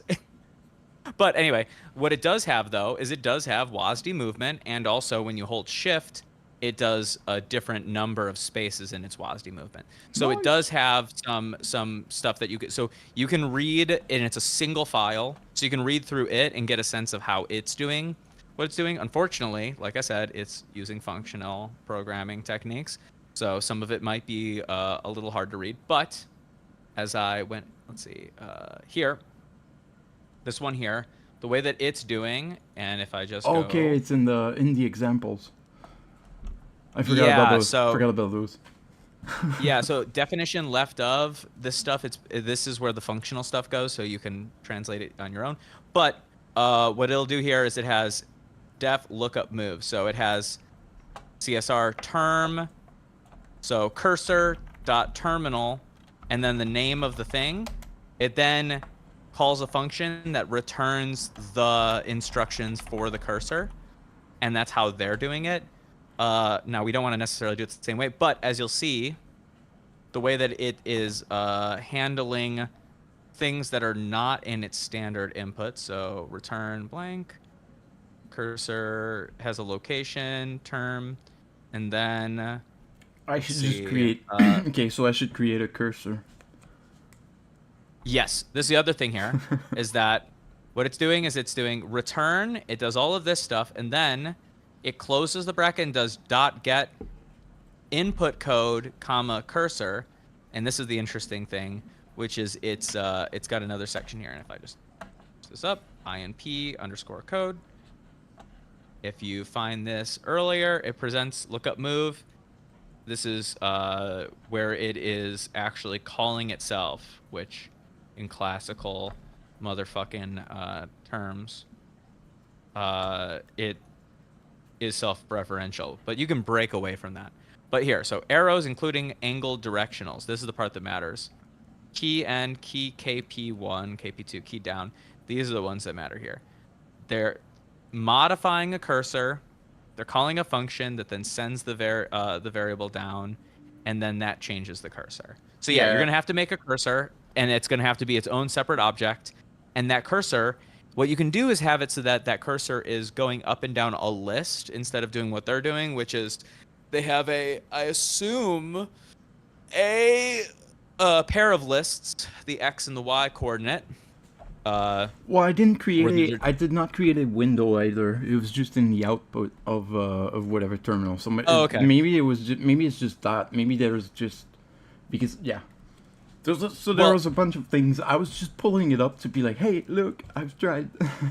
Well, look at this. Look at this. But I didn't make the states. The states they are worked determining the number. They are determining the size of the lists when they call the program based on the width and height of the terminal divided by the the size of the thing. We don't have to do that. Instead of assigning them the full space, because our cursor is just going up and down a list, what we're doing instead is say, when we're making a selection, we have 4 moves that they can choose from. We give them the character's list of moves, active moves. They move up and down it. Actually, what it would be is a list of all moves, active and non, and then it would just deny use because there are some moves that can be used from the bank. But the whole point being, we're going to be just taking a list, and we're just going to have it so that the cursor goes to the current screen position of the representation of the elements in that list. I'll mess around a little bit and figure out how to do that in a bit. But that's the idea. So as you learn the internal syntax, I will develop the character and develop the prompts around the idea that I need to have it so that they're easily navigable lists that then also handle... I'm gonna generate some documentation with it too. Deniability. Yeah, I've got some that I can send to you as well. But here, actually, I'm gonna bounce off in a second. You can keep hanging out with Squid. I'm going to. I've got the battery charger for my laptop died, so I've been waiting. That's why we're not on that computer right now, because I know it'll die halfway through the convo. I'm gonna get that, and then I'm going to update the GitHub repo, and then you'll be able to have the most recent versions of all of the stuff. And then Awesome. based Yeah. on that, you can go ahead and We could, also add to the could- documentation I already have. We could get together and work on it this week too, not necessarily on stream. Without the pressure of stream is a little better. Yeah, of course, of course. So yeah, just let me know when you've got, when you get off stream, give me your available dates, and I'll tell you when I can work on it. Sure. Sweet. Cool. Sounds good, man. Thanks for coming. Hey, Squid, you I'll tell you right now, I've had a week and a half of brutal lawn work. Mad respect to the fact that you're dealing with it. Well, it's a swelter, or has been for the last couple of weeks. Anybody that's worked on their lawn at all gets like fucking chief respect right now, because it's Oh yeah, I only get like 25% respect. Most of it goes to my wife. She did most of the work. She's a badass. Oh, okay. I had to fucking do so much like uprooting of trees and shit, so I guess that's the main thing I'm putting respect to is I'm pulling weeds right now. My whole backyard is just rock and weed, and we just put up a fence, so we're building a backyard from scratch. Well, there you go, man. You're gaining respect. You're doing the hard work. What's she doing? Just dancing around in the flowers. She's probably pointing at grass and saying, "You better not grow." No, she's getting the lawnmower and the weed whacker and doing all the heavy lifting. I'm doing the Oh, hell sissy yeah. shit. Hell yeah. Well, it's only sissy shit because you're on your knees, but the Indeed. roots are so fucked, bro. At my place, so I've got mad respect to anybody that's been dealing with it. I pulled some muscles I didn't know. I didn't know that you could throw your elbow out. It's Oof. always the shoulder with people until you throw out your elbow, and then you're like, wait, it can happen there. So, keep it up though. I'll talk to y'all later. Deuces. Take care, Tuna. Douche. Have a good one. Bye. Yep, you as well. So you said Oh, you were. Thank God. you The had a- techno babble is making my brain hurt so bad, Spore. Well, I mean, it's a cautionary tale. If anybody wants to get into coding, they're gonna have to read a lot of documentation. Like nothing just happens like that. I don't want. I hope I can make some. On my first stream, I made a button, and it took me 2 hours. Yeah. No, I'm not yucking your yum. If you love coding, that's totally cool, brother. I just could not do it. I'm not a techno necromancer like you are. I just want to learn about medical shit, and that's it. All right, so the submarines you were saying. Okay, first thing we're gonna watch President Trump tell Schumer to go to hell. Let's do it. President Trump speaking out after the Senate is now in recess. Dozens of his nominees now left hanging. Wait a second, And I I did gotta want to pull it share this with. I'm going to get rid of my coding. It's gone. And the browser. There it is. And I'm gonna close down host.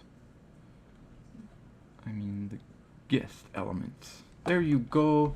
Hey Lily. See, I was hiding the chat and I didn't notice Lily coming in. How you doing? We're having fun. Yeah, Lily's here. A lot of fun. If you want to jump in, you can. I mean, I'm in the live server, live channel, not in the locked channel. So we got the browser here. I'm gonna make it a little bit bigger. There you go.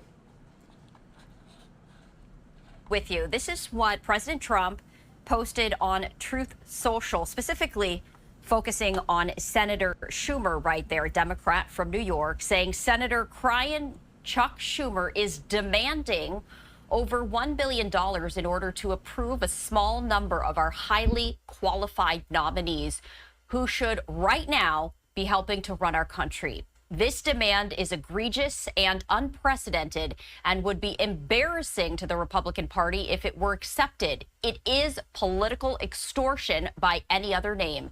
Tell Schumer, who is under tremendous political pressure from within his own party, the radical left lunatics, to go to hell. Do not accept the offer. Go home and explain to your constituents what bad people the Democrats are and what a great job the Republicans are doing and have done for our country. Have This a guy. great recess and make America great again. Damn, what a that's a tweet? Yeah, he just tweets. That's how he makes He does statements. truths. He puts them on Truth Socials, and then people tweet them out for him. But that's a banger. No notes. No notes, right? It's a banger. I mean, he starts hard, Senator crying, Chuck Schumer. No, this dude is, And then- is spiraling out. This is what all of his fucking truths look like now. They're all just paragraphs of him fucking crying in all caps. This is why I don't think he's a very stable genius, but you know, whatever.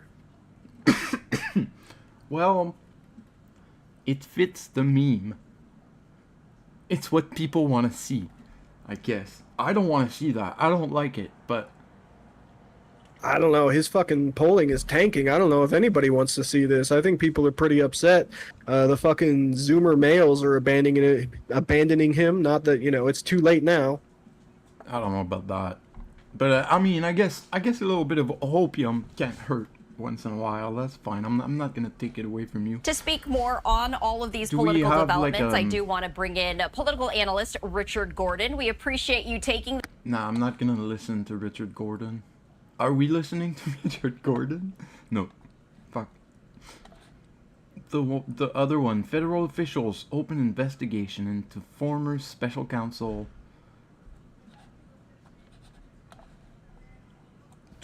New tonight, an independent watchdog group is opening an investigation Yeah, into Jack Smith's getting Smith. cooked now. He's the Justice Department's special counsel who brought 2 criminal cases Trump's against just going then after all candidate his Trump. political enemies. The agency investigating is looking into allegations that Smith engaged in political activity through his inquiries into Mr. Trump. Okay, you're gonna have to explain this one a little bit more. A new This guy, Jack Smith, he doesn't like Trump. What's going on? Why is Trump? Yeah, no, he was the prosecutor. He was the one that was building the huge case against him right before Trump got elected. Gotcha, The one gotcha. that, you know, led to a bunch of convictions, but there are other ones that he was still in the process of putting together. Him and Merrick Garland had like 4 years to put this together, and for whatever reason, it came down to the deadline, and Trump ended up winning the election before they could get a lot of this stuff prosecuted. And so Jack Smith just had to basically close the case, because what could he do? He can't put these cases against the sitting president with all the power that the Supreme Court's given him. Yeah. So now Trump's going after him for even daring to prosecute him. Okay, but there's no. It's kind of like the labor statistics that just came out. He fired the head of that produced those statistics, the department, because he didn't like the numbers. It's just it's petty as fuck. But there is no like there's no like crime that he's being investigated for. He's just being probed. Okay, let's see here. The Office of Special Counsel. Oh no, my name. It's fine. My name is. I don't mind. Like, in the matter of doxing, because it has been a thing. Like, if people obtain my address and phone number, I'd be mad. Pretty much. That's the only thing that would make me mad. But even then, I've had enemies that lived in the same town as me and knew where I lived. So I mean, yeah. I don't know, man. Like, they're gonna have to get scuba gear to get to me. You know what I mean? I'm so deep underwater. So, but Hell Puppy's in the waiting room. I don't know. They may want to talk about this subject that we're Oh talking yes, he doesn't have right. I'll pull him. I'll pull Help Puppy. It's been such a while though. He's probably gonna have questions. Help Puppy, are you ready to get pulled in? Because about. I mean, they're in the waiting room. That tells me that they're ready. Let's do it. Hello, Hell Puppy. How are you doing? Hey, it's been a while. It has been a while, yeah. I was wondering. I mean, I've seen you a little bit in the Pawns chat, so I was like, oh, okay, he's still around. That's cool. No, you... yeah, I guess. I was about to say that can't be true, but you know what? That's actually true. I have sinned. I have sinned.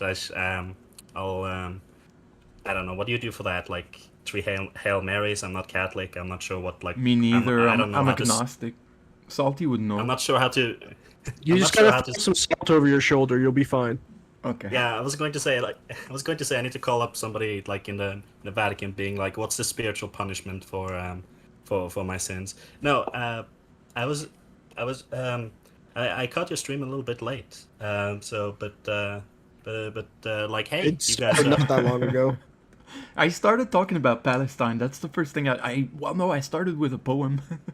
And then I talked about Palestine. And then we went to Tuna. Palestine, and we went to techno babble about building And a then, video yeah, game, which is yeah, cool. technobabble. But it's very niche, and I tuned out. I couldn't listen to it. And then we went on to talking about Trump for a little bit and Russia. And now we're here. Yeah, I know. I came in about the time where like we were talking about the fun prospect of like U.S. submarines hiding out in the North Sea. Oh yeah, we can Yeah, go. no, in the North Sea.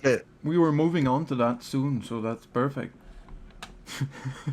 So I was there's no so on God, the special counsel Jack Smith. It's such a freaking generic name anyway.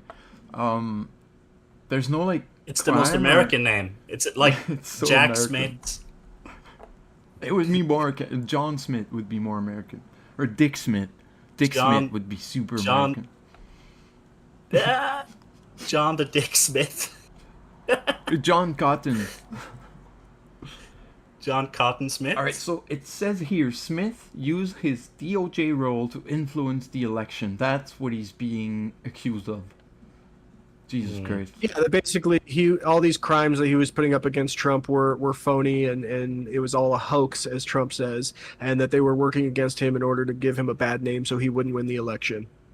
Richard Painter, the top ethics lawyer in the George W. Bush administration, told CNN he has never seen a prosecutor found to violate the Hatch Act for pleading with a court. So that means like It's amazing. It's never been done, so it would be the first time. It's amazing how many extra plans the Democrats had, though, because they were just going to, cheat the election by sending in false votes or whatever. But like they also had the DOJ and whatever else plans in the motion as extra. Oh yeah, I guess. it was all planned. It was all like they had contingency over contingency. Like it's the whole entire world against Trump. That's what's going on. I mean, he's kind of not wrong. A lot of the world fucking hates him. Again, you gotta be careful. Like, what you see in the news is not necessarily the state of things.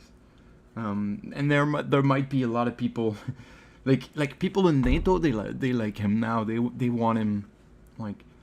You never know. A president can be doing good anecdotes things. of the people around me. That's all I have to work with, and that's how I form my basis of understanding of how people feel. Fair enough.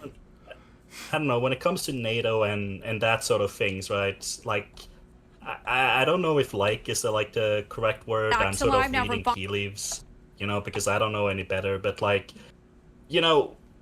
when you're in, like, if you're on the European side in NATO, right, you just sort of have to like sigh and be like, yeah, listen, this is the guy you have to deal with, right? So you deal with Exactly. So you deal with him as he is, right? Like, I mean, I'm sort of, I'm tea leaf reading again, but I'm sort of imagining that a lot of the negotiation that like maybe I'm misremembering it, but didn't they land on like, oh, how much are we gonna tariff Europe's? And Trump was like, I want 30%, and then it's just like, what about 15? And it's just like, done, out of the deal. Maybe that's not actually what happened. Maybe I'm misinformed because I was only half paying attention. But I'm sort of Same. imagining the people on the other side from the other side of Trump's table is sort of just like sighing, going like, yeah, listen, this is what he wants. So like, Let's go for it. It's not like there's much of a choice but let's go for the news that he orders nuclear Well, submarines. the other choice.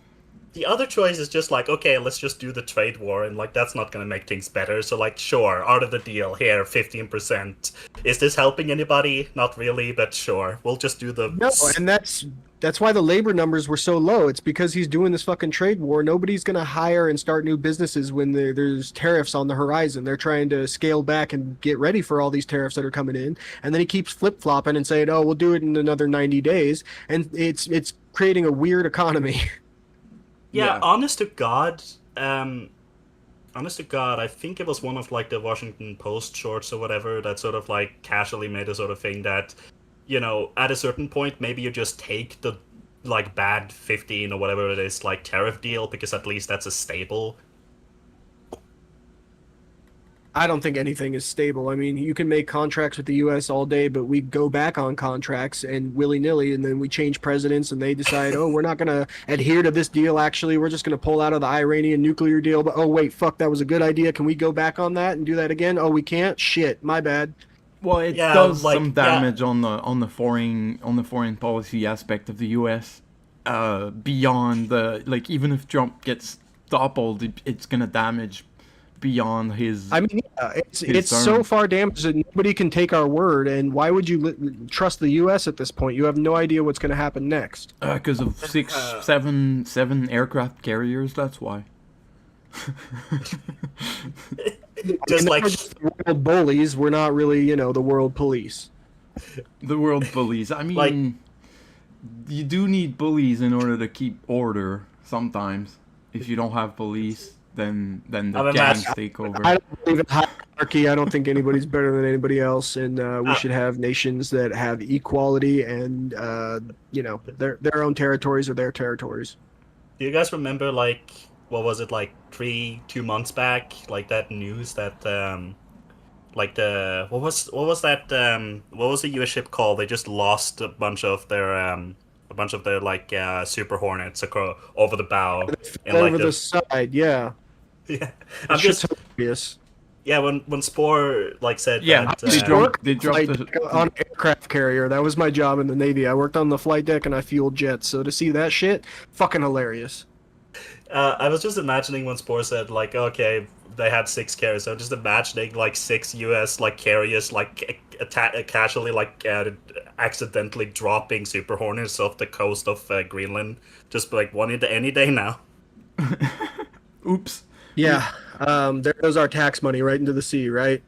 Like the funniest part is that they can't leave them there. They have to retrieve them because, or at least that's what I've been told. They have to retrieve them because they're full with like navigational and like secret, you know, locations of U.S. bases and stuff. So like somebody had to go back there and sort of like retrieve that Super Hornet.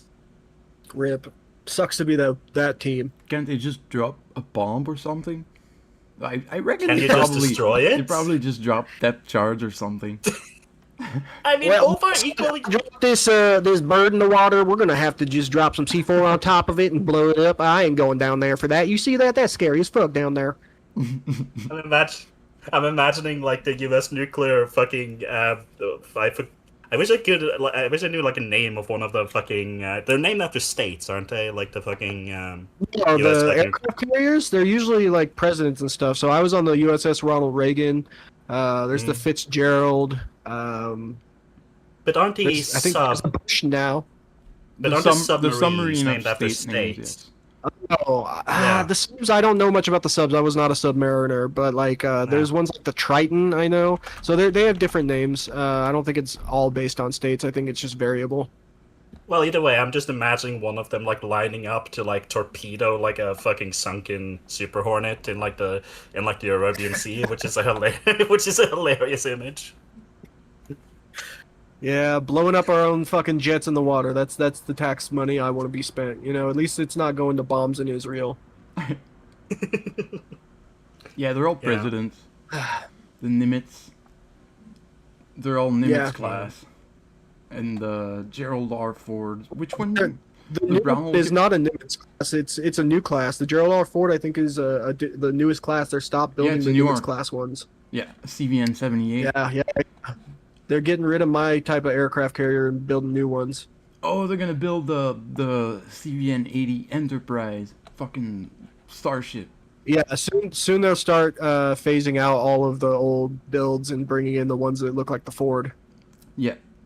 Well, they're all going to be Fords. I'm on Wikipedia watching it right now. So 2027 to up to 2036, you're going to have a brand new fleet of carriers. Yeah, I Six don't new know, man. I carriers. have a duality spirit because I was in the Navy. I love aircraft carriers. I love all that shit. I was part of it, but on the same like hand, I'm anti-war. Now that I'm out of the fucking military, I learned that like I was a cog in a machine that is not very ethical and does heinous shit. And we should probably scale back our military by a lot, and also we should fucking audit the Pentagon. All right, I'm going to play. It's 2 minutes and a half. We can survive that. I'm going to pause it also so we can rant. Says we are learning right now that Where are you President showing the Trump video, or do I just open your stream again because I can't? No, I'm gonna because you only share have. it. Oh, I'm gonna share it. Sorry. okay. Da-da-da, where's my cursor? Da-da-da-da. Dead air is very bad for your health. I heard that if you have too much dead air, you're not gonna be able to be like your penis is gonna be limp by the time you're 35. So really, it's extremely important to not have any dead air ever. I think that I've shared it with you. Yes, I have. So it's just so it's And, so a female streamer has an advantage then. No, what happens with the Like female streamers is they have, you know how females they have a flap, you know, they have two vaginas, they have a flap. I mean, Tuna explained it pretty well on Ice Beans on a stream sometime. You should check out Ice Beans, by the way. She's really cool. She's got really cool streams. Yeah, you should What check. was that segue? All right. What the fuck? I'm ready to press play. has Or- ordered or is two out there being nuclear like- submarines to be positioned in regions near Russia in response to threats from former Russian President Dmitry Medvedev. And this is that post there from President Trump from Truth Social on your screen. He really says, does everything I on have Truth ordered Social. two nuclear submarines to be positioned Well, it's in his the own appropriate platform. I mean, regions if I had my just in own social case media network, I these would just be foolish and probably inflammatory not statements are more putting than away a just chance to use that. Yeah. This was just posted moments ago from the president. He said he ordered the submarines moved, quote, just in case these foolish and inflammatory statements are more than just that. Words are very important and can often lead to unintended consequences. I hope this will not be one of those instances. Trump and Medvedev, who is the deputy chairman of Russia's Security Council, have traded taunts in recent days. We're pulling that up on your screen there right now. That's one of those posts there from Medvedev. I believe on Monday he posted this. All of this coming after President Trump on Tuesday said Russia had, quote, 10 days from today to agree to a ceasefire in Ukraine or be hit along with its oil buyers and tariffs. Moscow, which has set out its own terms for peace in Ukraine, has shown no sign that it will comply with President Don't go down the Sleepy Joe road. Oh, this provocation. This is like the closest that we're getting Medvedev on to Monday nuclear war in a accused long Trump of time. I don't like engaging in this. a game of ultimatums and reminded him that Russia possessed Soviet-era nuclear strike capabilities of last The resort Iran after crisis Trump was told pretty close. Medvedev to watch his words. Medvedev has Can you emerged as go one back of the a moment? Kremlin's most outspoken Like, did it say officials, nuclear one of the air? Kremlin's capabilities of last resort after Yeah. Soviet era nuclear strike. Wait. a game of ultimatums and reminded him that Russia possessed Soviet-era nuclear strike capabilities of last resort after Trump told Medvedev Soviet to era, watch his okay. words. Yeah, of last Medvedev- resort. It's like we have dirty bombs. Yeah, but- we but we listen, got dirty listen. bombs. Tom, keep off. Yep. Yeah, but listen. I'm not trying to downplay the severity of all this, but like when they say Soviet era nuclear strike, I'm just like, you mean the fucking what are they called again? Like the fucking the fucking Tortuska, like fucking submarines that you all stranded after the fucking Kursk thing in like 2000. I'm sure they still got operational shit and stuff, but you can Google and find pictures of the whole like. So for a lot, at least, not the whole, obviously, but like a lot of the former they Soviet used- like used, submarines. They used the Soviets used a lot of diesel submarines for nuclear weapons, which is not like that's not a very good strategy, but that's what they had. And they are more stealthy. But you wouldn't really put because like if it shoots, it's dead. You can't, like, if there's other submarines or any ship in the area, they're fucked. They can't defend themselves. Yeah, Really. yes. Yeah. So I repeat that, like, I'm not trying to downplay like their capabilities and such, but I just find it The funny the Akula wording class. again because you can Google and find pictures of like a lot of that fleet. They just drag them up onto shore someplace along like the fucking whatever you call the coastline that points north in Russia, and I've just left them there to rot. In And some of them are. Murmansk, at the Murmansk Yeah, I port. know. Yeah.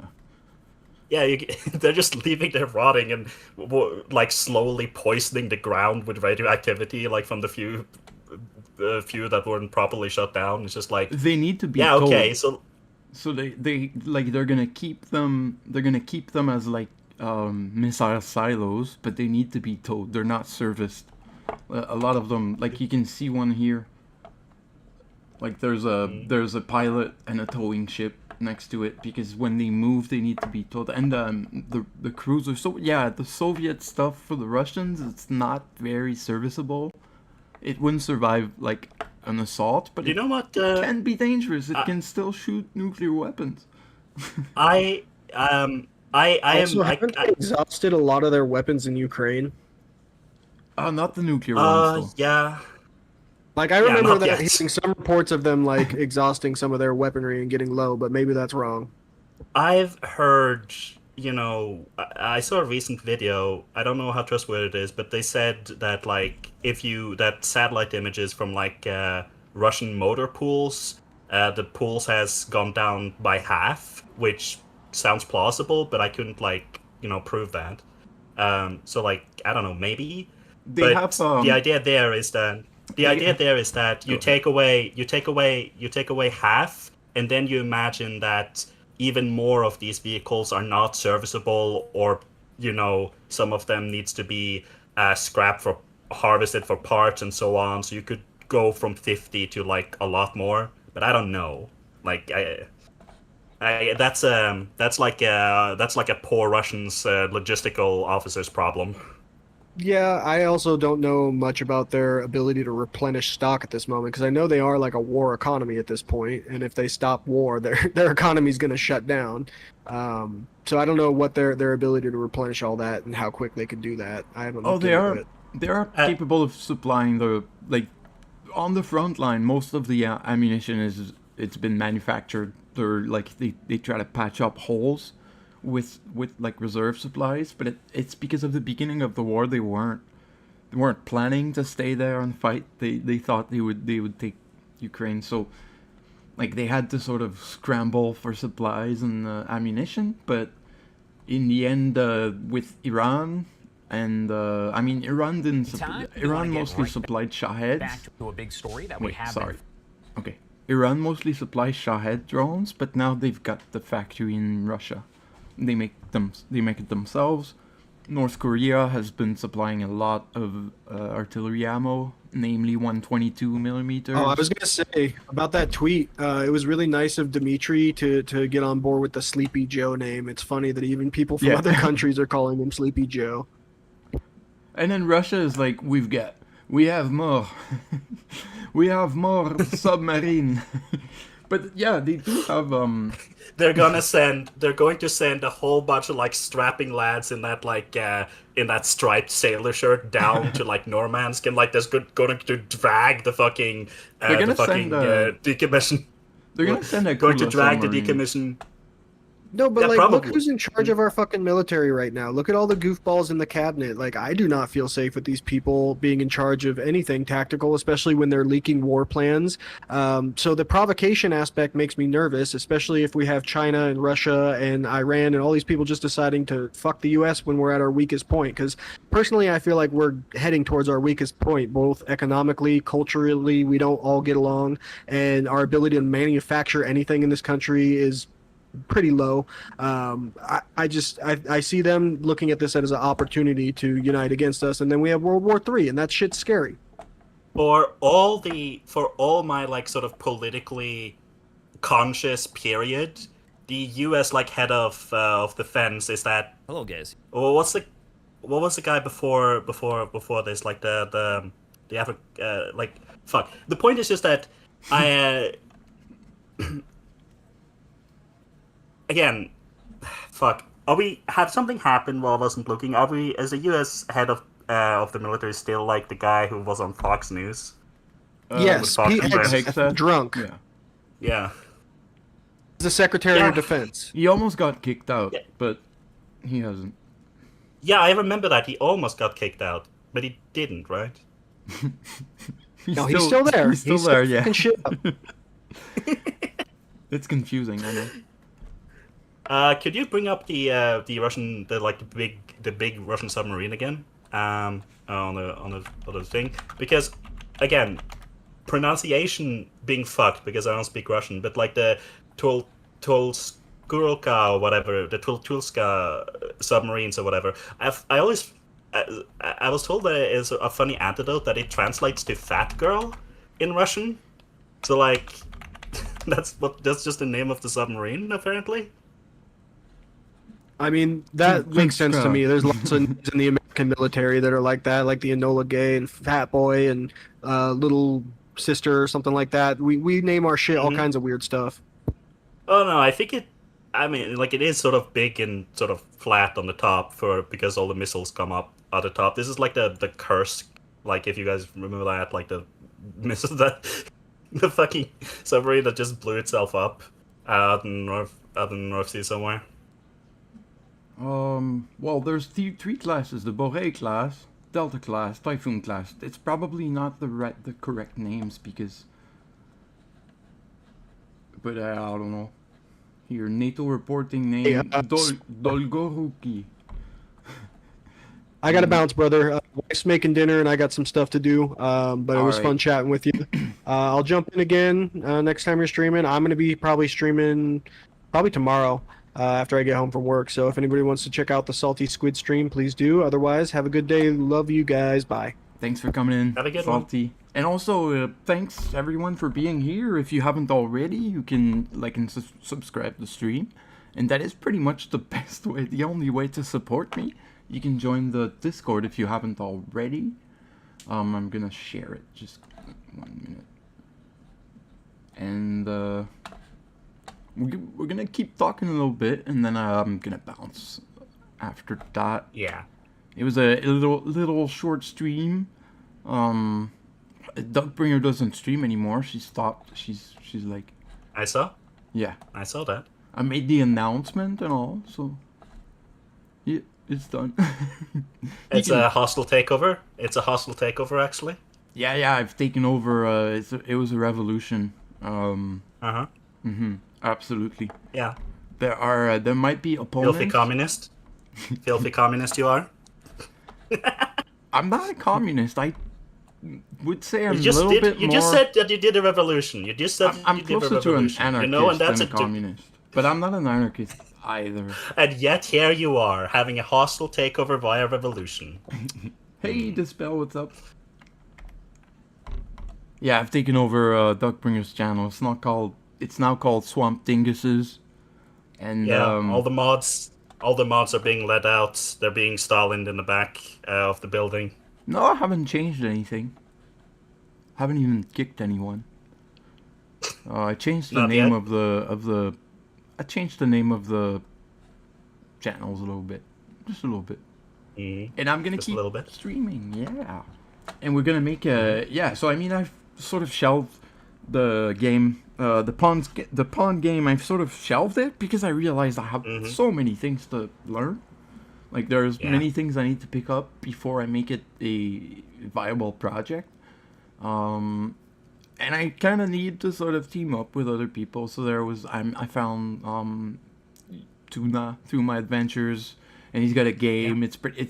It's a cool concept. It's very complicated, and so I'm gonna try to apply some more basic design patterns like game states and scenes and stuff that's necessary for games to work and render his game on a window and stuff like that, and then sort of build that together. For now, he's been building most of it. I'm gonna go more with like I'm gonna build the UI and stuff like that. And Yeah, I saw you working on that earlier. Do you want to try to finish? one of the like news stories we had in front of us if we can get through it, or should we just evolve into like distractions again? No, I can finish a news story. We were talking about the submarines. Um, I was ready to transition into, because the thing is, it's a pressure. He's doing that as a pressure to Ukraine war. He's like, he wants Putin to enter in a ceasefire. Russians don't want to enter in a ceasefire. Today there was a big. Do you know Denis Davidov? He's a good YouTuber. I have seen a video of him from before, but I don't follow him. So he's But I know of him. he's a Ukrainian pilot, airline pilot. He's not a military pilot, and he makes some news about Ukraine. So, and he's Ukrainian. So now he's celebrating because they blew up. Yeah, Ukraine blew up a refinery and a bridge inside of Russia. So they blew up a refinery in Sochi, and a bridge a little bit north of Ukraine. I think in the Belgorod region. Ukraine is really focused to harm Russian oil facilities, to apply more drone sanctions. Just yesterday, one of the biggest Russian refineries in Novokubishevsk was severely damaged with huge blast of fire. Plus, in Panzer, drones aimed towards the smaller refinery, but it also burst into flames. Well, today it's Adler, Sochi. As you might see, there are big oil reservoirs of Rosneft Corporation, the huge one in Russia, one of the biggest. And as you may see, the couple of tanks at least are no-go for sure. The Russian firefighters even do not try to eliminate the fire because it could be dangerous, and it's very close to the Sochi. I'm sorry, he said pause. My brain took like 5 seconds to process it. I'm seeing the buffer. I'm seeing the buffering, the little buffer wiggling symbol, like turning. I didn't see this. I didn't see this story when originally. Like, does he talk about like how they blew it up? Did they smuggle in even more drones, or like was it just a traditional sort of like did they shell it, somehow? It was with FPV drones, I believe. So traditional FPV drones. So Sochi is kind of far away, but it's within range of. They might have used naval drones. I don't know. I didn't pre-watch this one with Denis Davidov. So, but sorry, I'll start it over because you didn't have. No, just continue. Just continue where you were. By more drone sanctions. Just yesterday, one of the biggest Russian refineries in Novokubishevsk was severely damaged with huge blast of fire. Plus, in Panzer, drones aimed towards the smaller refinery, but it also burst into flames. Well, today it's Adler, Sochi. As you might see, there are big oil reservoirs of Rosneft Corporation, the huge one in Russia, one of the biggest. And as you may see, the couple of tanks at least are no-go for sure. The Russian firefighters even do not try to eliminate the fire because it could be dangerous, and it's very close to the Sochi International Airport, you may see, the airplane. But it seems like some local young generation enjoy it.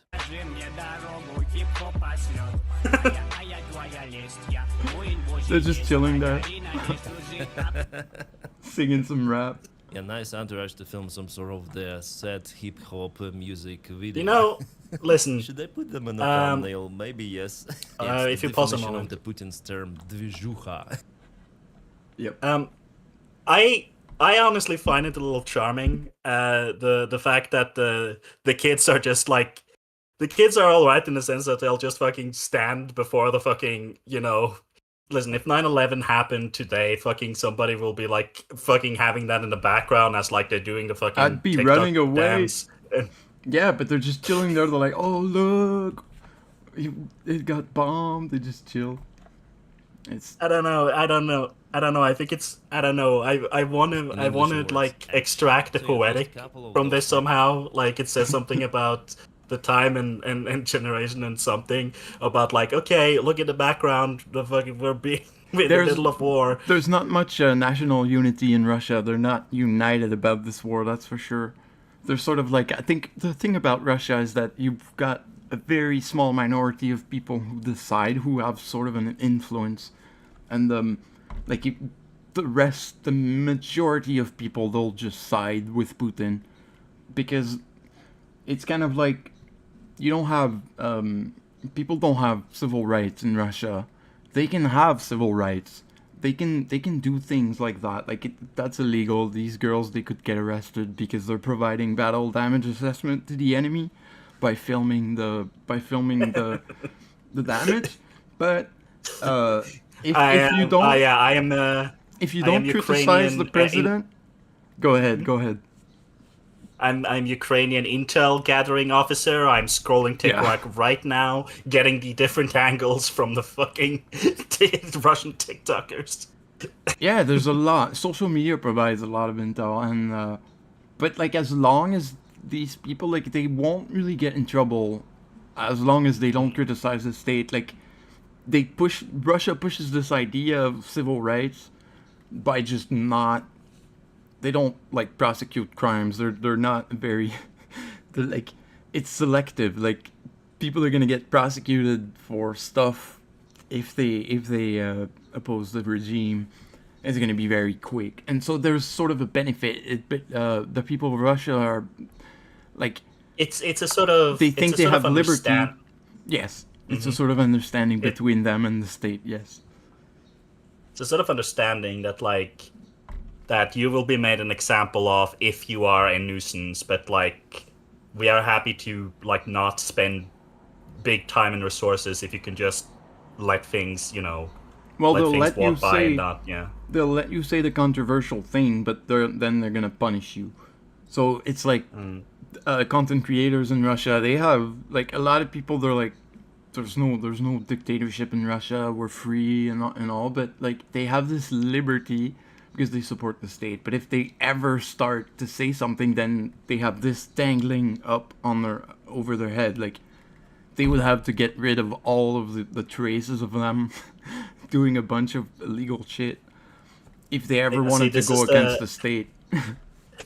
See, yeah, you have freedom. You have freedom of speech, but not freedom from the consequences of the Russian state coming down on you very hard. So it's beneficial for the state to sort of like let people do what they want, let them think that they're free, but then the Kremlin can always pull the leash and enact completely totalitarian measures, just like we saw during the mobilization where they arrested people protesting and just sent them to the front line.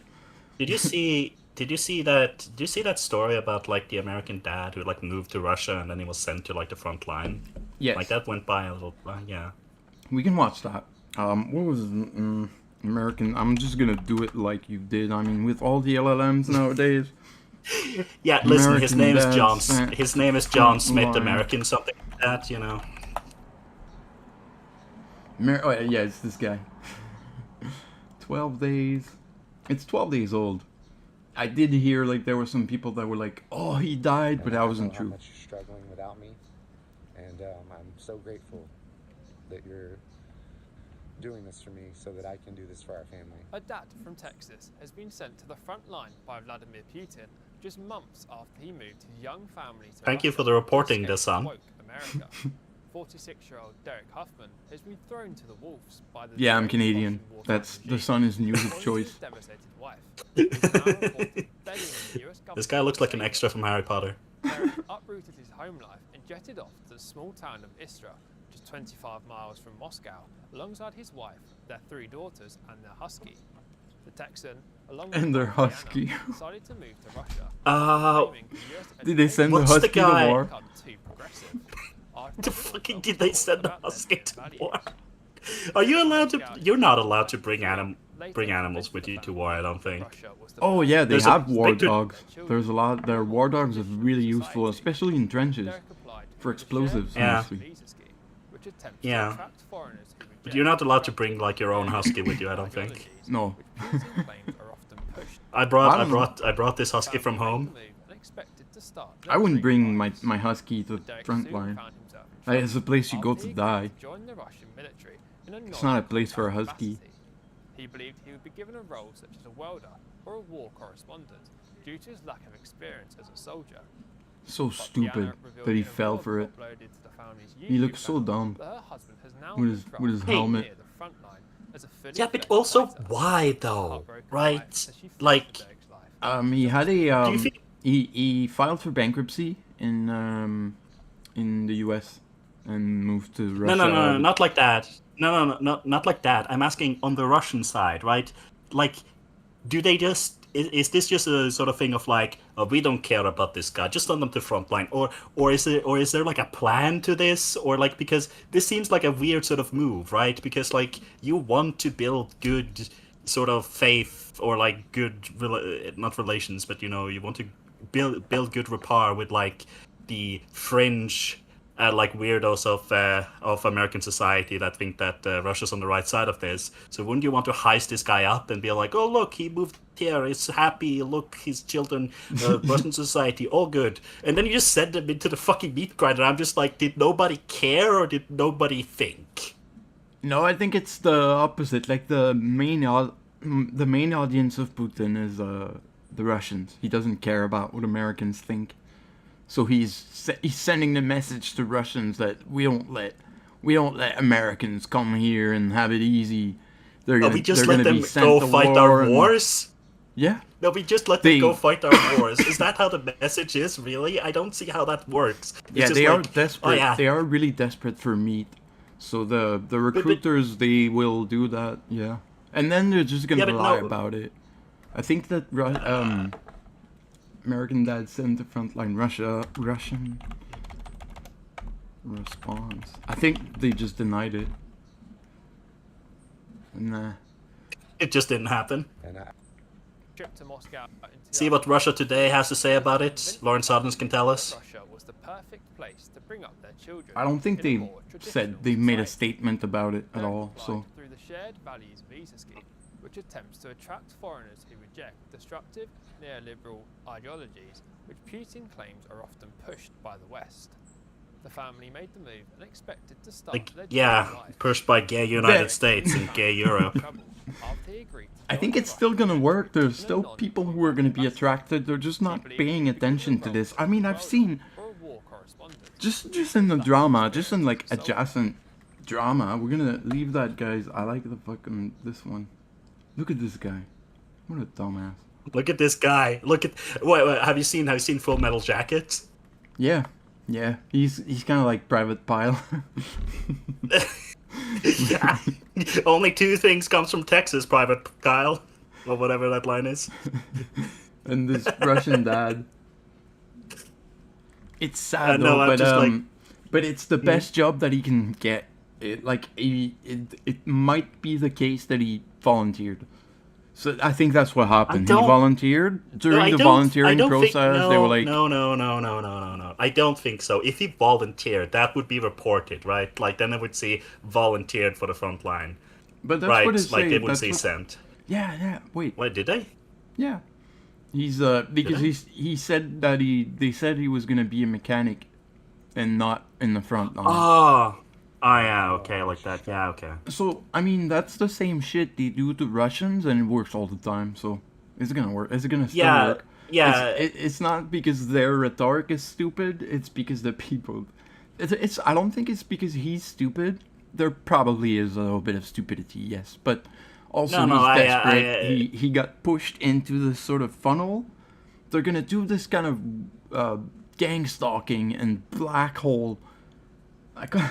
Kind of like a black hole technique where they're just gonna they're gonna create fake they're gonna create fake relationships with the person, the target that they want to radicalize.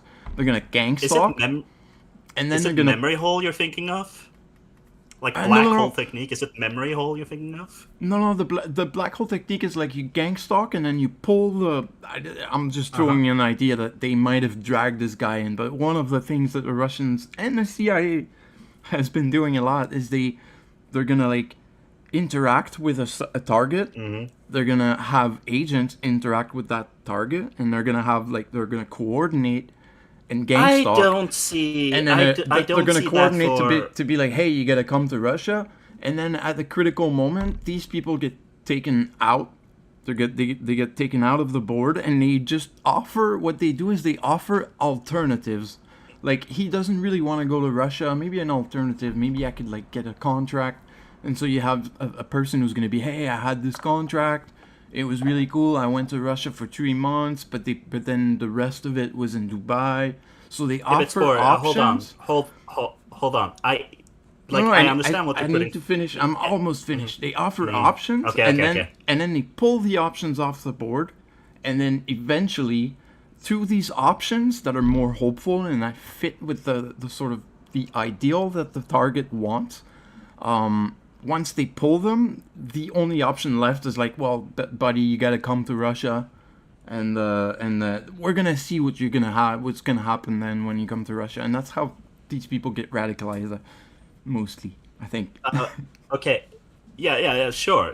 Listen, no disagreement there, but I don't think like any KGB agent or whatever used a lot of time on this guy. I think it's more sort of this is just a standard sort of process. Like they just tell everyone that, hey, yeah, you won't be on the front line, even though you will. I think you're right about that. I just don't think they had like particular interest in this guy, right? So I think it's leaning more towards the thing that nobody cared, right? Well, Like, he can gain citizenship through going in the military for 2 years. So that's probably what he went for a 2 year or 3 year contract maybe. And it's the one job, like it's the best job in Russia, like the minimum job that he can get through getting inside of Russia is like 1/10 of the salary. So that's really, it's not that people want to go in the military, but there's no other way for them to pay the rent and stuff. It's, especially if you got a family, and they'll attract people with very traditional values that have families, so they have reasons to go. You know, the spell's in the waiting room. You wanna pull them in. who is in the? Check. Oh, what's up, Dispel? Yeah, let's bring Dispel in. Hello, Dispel. Hello, little bird. How are you doing? Well, Sure. Dispel's still waiting, so we're not gonna wait. Okay, but listen, the thing I was going to halfway make a joke about is your like, turn. do you remember like, yeah, okay, fucking, well, who shot Kennedy again? Like, besides the CIA, Lee obviously, Oswald. or the Cuban, yeah, Lee Oswald, but like, or the Cubans, or the other Cubans. Well, I mean, the either way. guy was a communist, and he went to Russia and all. There's all Yeah, that I know stuff. that was the line I was going to. Like when they got Lee, when they got him over there, and he was just like, "Hey, I'm a former Marine. I want to defect," and they just like, it's reported that like that the They didn't Russians want were just him here. like, no, well, they took him anyway, but the point was just like he's just like, this guy's a spy. Must be spy, right? Yeah. Must be spy. So they just had him surveilled for like all day, 24 hours, and they were just like, you're a radio operator. All right, go over there, build radios in radio building factory. And this guy doesn't know how to build fucking radios. He was just Hey, Dispel. Is he back or is he just keying? He's just keying. Speaking of radios, That asshole. But yeah, this American okay, dad. but let's. I think that no. Again, I think that they don't care about that. Yeah. Russia is very, very internal. Like whatever you see from Russia, sometimes it doesn't make sense because it's not meant for us. It's not meant to manipulate us. I understand that, but I'm not saying this doesn't make sense as like directed to us. I'm just asking, you know, from a sort of did nobody think like, hey, this guy could be a sort of small propaganda sort of piece for us? Did nobody care or did nobody know? Well, if he dies, it's good propaganda. This American came Is here it? and he came here, he died for the nation, and then they're gonna be He got handed killed by a bunch of potatoes and his- a Lada, and then his family is gonna And go an on, AK-40 marry a good, strong Russian man who's gonna go to the patriotic Yeah? war and win. Instead married a good, strong Russian man. You're just Like, going to it's get perfect. nice- They just imported a family. They just need to get rid of the father. Look at that dork. Yeah. Yeah, okay, yeah, you know, we handed this guy a fucking AK-47. It's made out of, like, basically we press some dirt together and then it's created. That's how they're made, actually, you know. But and then, unfortunately, he was sent to the front line to fight the patriotic war, and he was killed As a by mechanic. awful by awful. Yeah, as a mechanic, he was killed by awful, racist, It hateful polarizes, yeah. Ukraine Nazis. Anybody who Ukraine follows Nazis, this yeah. guy, because he's probably gonna start streaming eventually. He's gonna like right now he's just From the front fucking. line. Right now he's either dead or he's freaking the fuck out. Like he's having the worst time of his life. It's gonna take a few months. It usually takes Does he about even- 3 months for a recruit to start acting like a soldier. Like at first, it takes a while. It takes a bit of time for people to adjust and be able to sort of function. Does he even speak a Russian? normal life. I think he Does he doesn't speak Russian, do you think? I don't Okay. think he does. They don't give a shit though. It's like, you know. What is there to understand? I give you rifle, I point Stреляет, that place, go стреляет. there. Стреляет машины. Yeah. Стреляет АК. Yeah. Стреляет Yeah, okay, RPG. so what you're betting on is that the next propaganda piece is going to be like brave patriotic American fighting the brave Russian patriotic war, killed by hateful Ukrainian Nazi, Not really. martyred. This I guy, don't know. he's going to probably start social streaming if he ever wants to get out. There's gonna be some drama, maybe, but they're like this guy's he's gonna connect to the social media, and they're gonna use that. They're gonna use that for propaganda. So Russians, what they do is they don't necessarily try to stop information. They're going to try and poison it with like false imagery and false narratives that they're gonna insert. And so like you could see the Hindustan posted just a couple days after we had the news that this guy was sent to the front line. The Hindustan published, and the Malta, I think it came from Malta, they published a news that he died. And so it's already starting. They're already starting poisoning the well, seeing how much bullshit they can insert into that story. So as soon as he resurfaces, But you don't think he's dead? He's the rising Twitch star. You know, this He guy's might be going to be dead. the one that takes. No. He might be. Balatro was actually just so loud it was drowning you out. hey, what's up, Dispel? Can you hear us? Can you swear- hear us, buddy? I can hear you. Hey. I can hear you. You were getting drowned out by Balatro because I've got Discord at 3% Oh, in that's my great. video mixer. I'm gonna lower you a little. Why did I have you at 200%? What the fuck? Can you speak? Because it's important. It's important to hear what the spell has to say about this Russian martyr, this like important American dad dying fighting the brave patriotic war. What? What? That getting shot at? Whatever. I saw a video recently of some like little kid dousing out the flame, like the eternal flame in like Moscow or something. It was pretty funny. The eternal flame? What do you mean, the eternal? Yeah, like whatever World War II monuments. Yeah, they have it's a monument to like the soldiers and the motherland spirit and all that. Yeah. Yeah, we got it here. Oh wow. Do you think they did a Oh, it's TikTok just dance like the before Tomb they of did the it? Unknown Soldier. Yeah, but it's like their version. During Russia Day is what happens. Holy shit, the hats are Scandalous. so cool. I mean, I wonder if the hat is meant... It's meant to, like, make it harder to hit the head, I think. I Oh, think it's a wow. parade hat. I don't think it's meant for anything other than looking cool. Yes, this Right. kid. So, which kid? You got the... This guy right here in the yellow shirt. Oh, never mind. I thought I was looking at your screen. I was actually looking at my Reddit. Alright, Eternal Flame extinguished. Hold on, I can send you the link. I'm not delusional. There it is.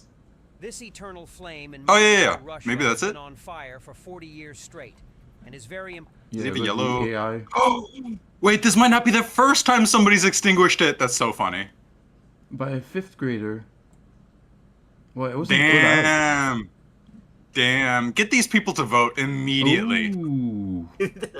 Get these people voting immediately. People Alright. should be voting as early as 7 years old. Did you send Did you send? Yeah, it's in the yours? It's in the chat. All right, cool. I got this. I'm gonna close some tabs though. Your fans are starting to whir. Oh, I mean, I get it. I totally relate with that kid. I would totally want to put that flame out. I mean, it's dangerous. It is dangerous, and there's like lovely flowers nearby. Vase.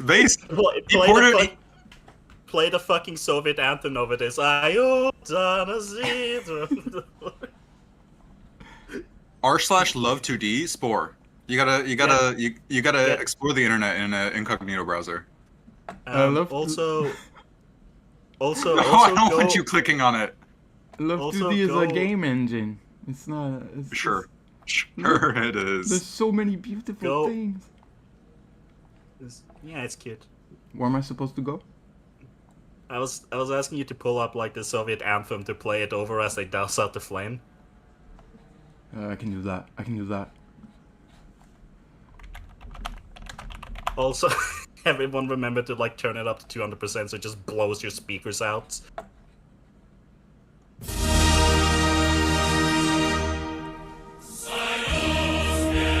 Yes. And start from the beginning.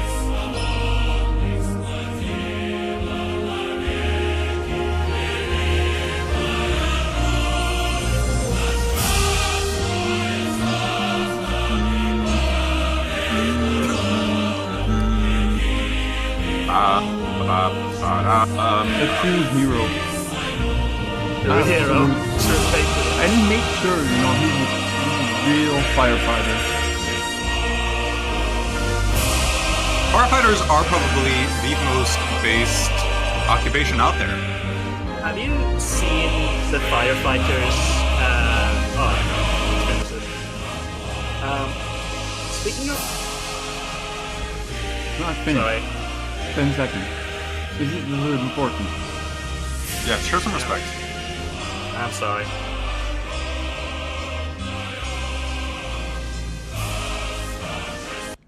Okay. Salute to the brave heroes. Like on the firefighters, have you seen? Listen, every 3 years or so, French people has to burn down Paris. That's content for you, huh? You think war's content, Spore? Huh? Yes. Huh? Yes. You think you can make content out of war? War is fantastic. Huh? Are you gonna be one of those? War is You're gonna be one of those absolutely IDF soldiers fantastic. documenting their war crimes on TikTok and then doing the shocked Pikachu face when nothing happens to them. I think I'm gonna use this. I'm gonna make alerts. Eventually I'm gonna be a big shot. Shut the fuck up, Soviet. Eventually I'm gonna be a big shot, and I'm gonna make alerts. War. Wait, what about the J-Rug song? That one's stellar. You know that one? Which one? The war song.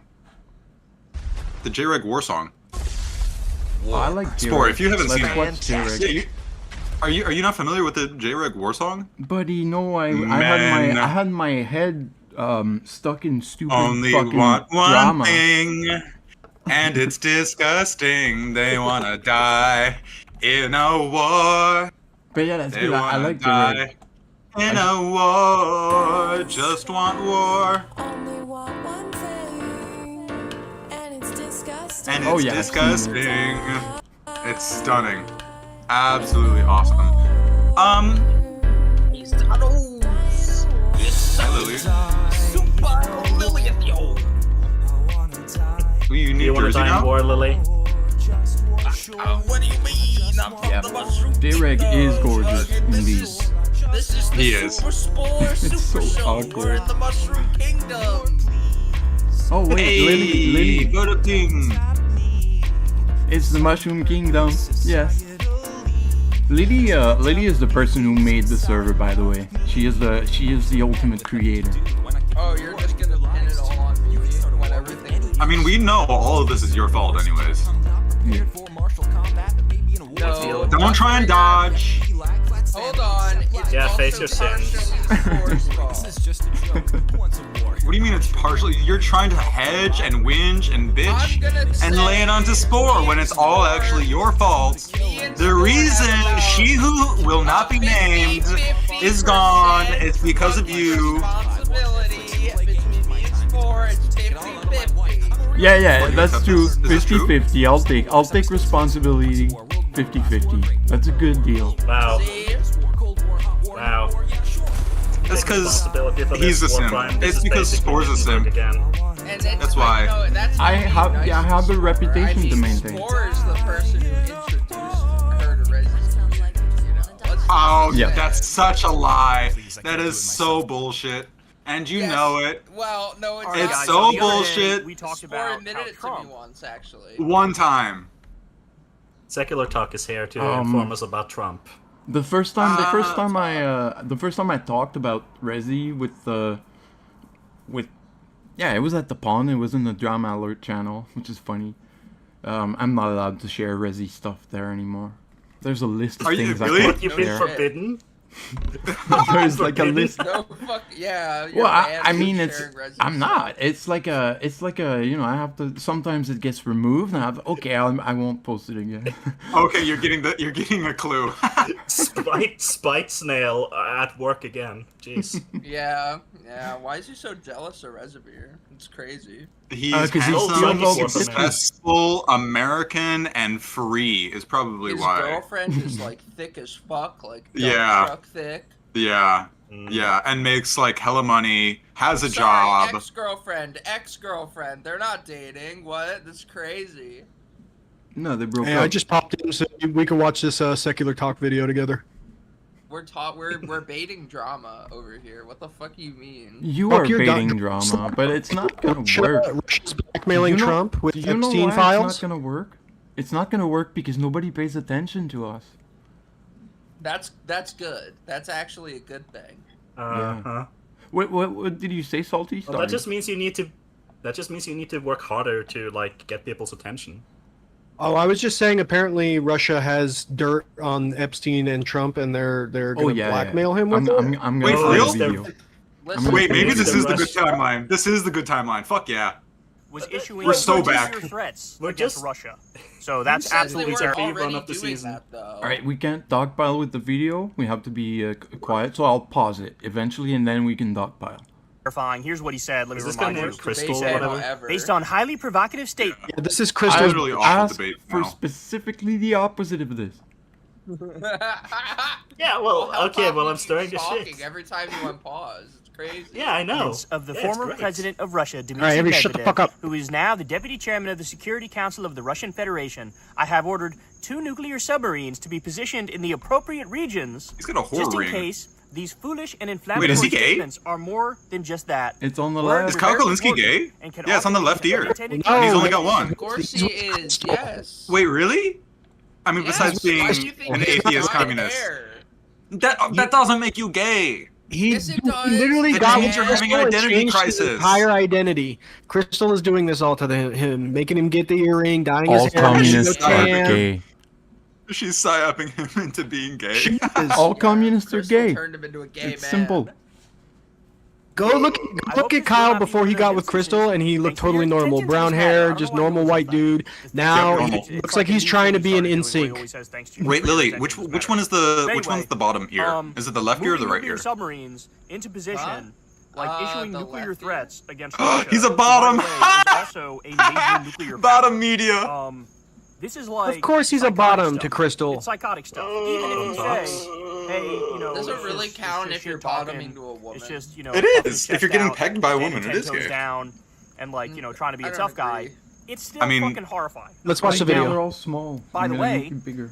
this is the statement that led to Trump saying that. So Dmitry Medvedev said this: Trump's playing the ultimatum game with Russia. 50 days or 10.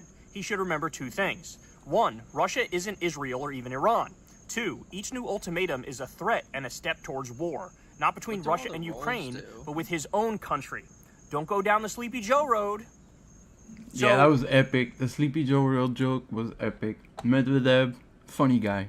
That's like a pretty fucking mild Bottom media. statement, which led to nuclear threats from Trump. So that's terrifying in and of itself. But you ready for this? So I got. Yeah, Dmitry really got us with that Dmitry one. Medvedev sees Hats this, off. And he comes out and issues the following statement. He says, Trump shouldn't think that the video archive of his past immoralities is only in Mossad's hands. Oh. Oh. That's him. So Russia has dirt on Trump. I doubt that. I feel like they've don't had think. no, they've had dirt on Trump for such a long time. Yeah, but think they're nobody. bluffing. Yeah. Literally, there's nothing that's the the Russian sort of government apparatus does better than getting dirt on American politicians, specifically right wingers who are concerned about videos of them fucking kids or other men getting out and ruining their chances of getting. Stop doing that. We took out Iran's nuclear sites, but now Trump's going to start looking for wherever these videos are in Russia and trying to blast them. That's his next step because he going doesn't to care have- if he starts World War III. He will not have the Epstein files released. He's going to have like a bunch of U.S. bombers like fly a giant cartoon magnet over the city, like deleting everything on like a hard disk.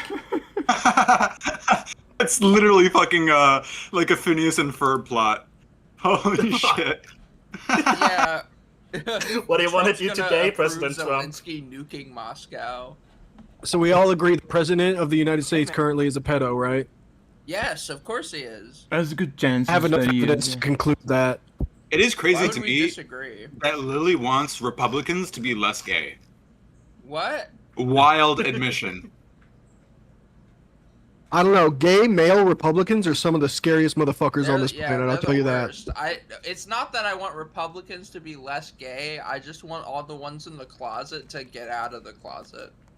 Listen, do you know like fucking D&D and fantasy stories and stuff? There's always like a version where like you're either like a good elf or you're like a dark elf, and like it's like a Republican. You can be gay and be good, or if you go down the Republican route, then you turn into a dark elf. I think. Oh, who's the fuck? I think Moldbug said that actually. Dark elf. Yeah, Sankt Uger. Jewish. Sankt Uger's Oh my god, what are we doing a here? dark elf. No, We're signing fantasy characters derogatorily to people. I don't think that's good. Is real? Dark elf Yeah, parentheses Israeli. elves for sure. Are we really Care yeah, about but, like else. They just want to build their towers and nuke the world. You never know when you're gonna have a D&D game with whom. You always have to be ready. I quit. Having a D&D game right now. I said fuck that shit. I'm out, and I found an IRL D&D game to join. Aw, but I miss you. You're playing with your figurines? The funnest person. Now I gotta play with Mosh. Ah, didn't you say you Yeah, were you know- you were gonna stream? What? Didn't you say you were gonna stream, Salty? Salty is a streamer. I was thinking about streaming today, but then my wife made dinner and I hopped on your stream, so I'm probably gonna stream tomorrow instead after I get off work. All right. Fuck, we have an all hands meeting tomorrow. I'm not getting home till like 8:30 at night. Never mind. Tuesday stream. We're doing a Tuesday stream. Let's go!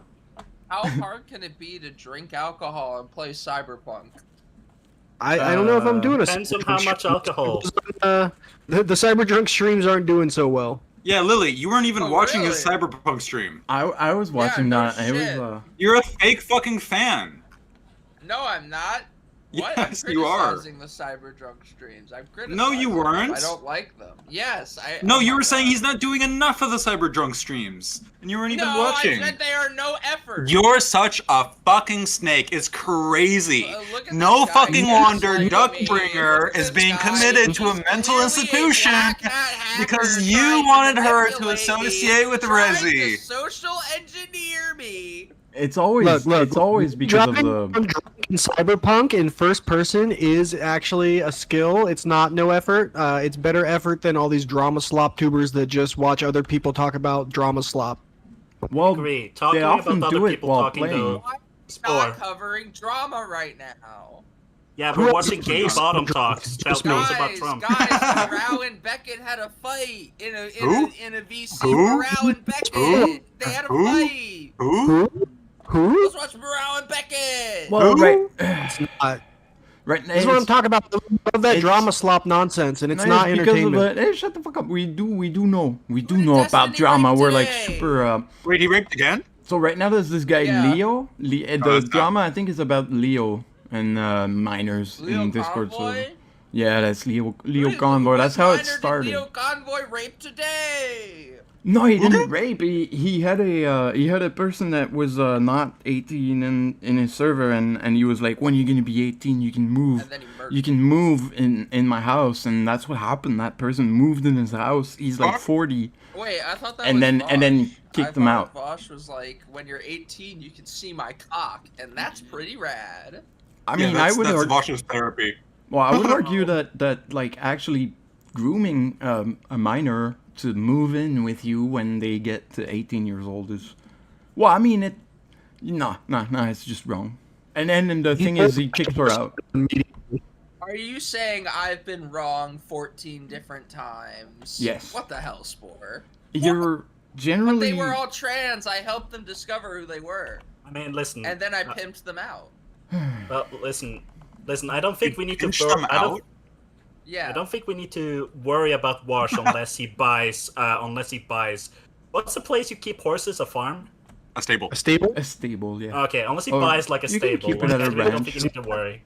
Unless he goes full Mr. Hands. No! Fuck.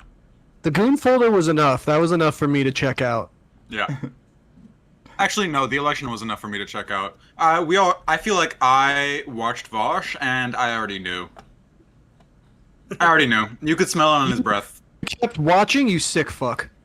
Yeah. No, I had friends ask me. They were like, "Hey, what do you think about this thing?" And I was like, "You know what I told them?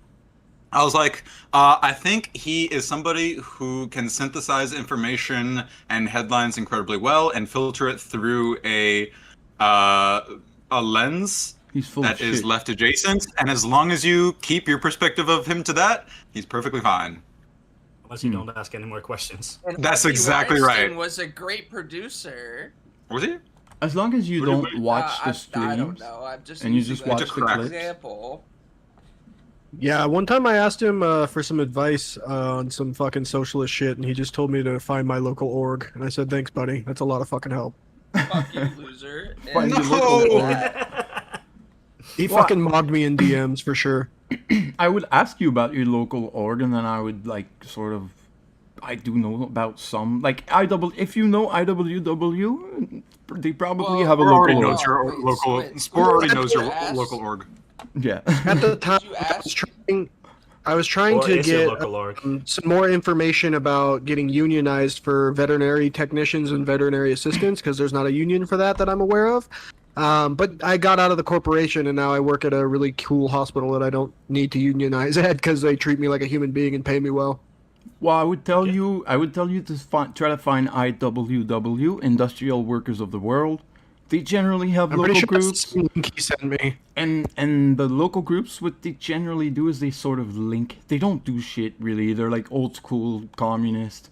But what they do is they're gonna link with other more local unions, like tenant unions or like commercial. I'm more of a do myself kind of person. I'm not really a group effort. I want to be a part of your org type thing. Yeah.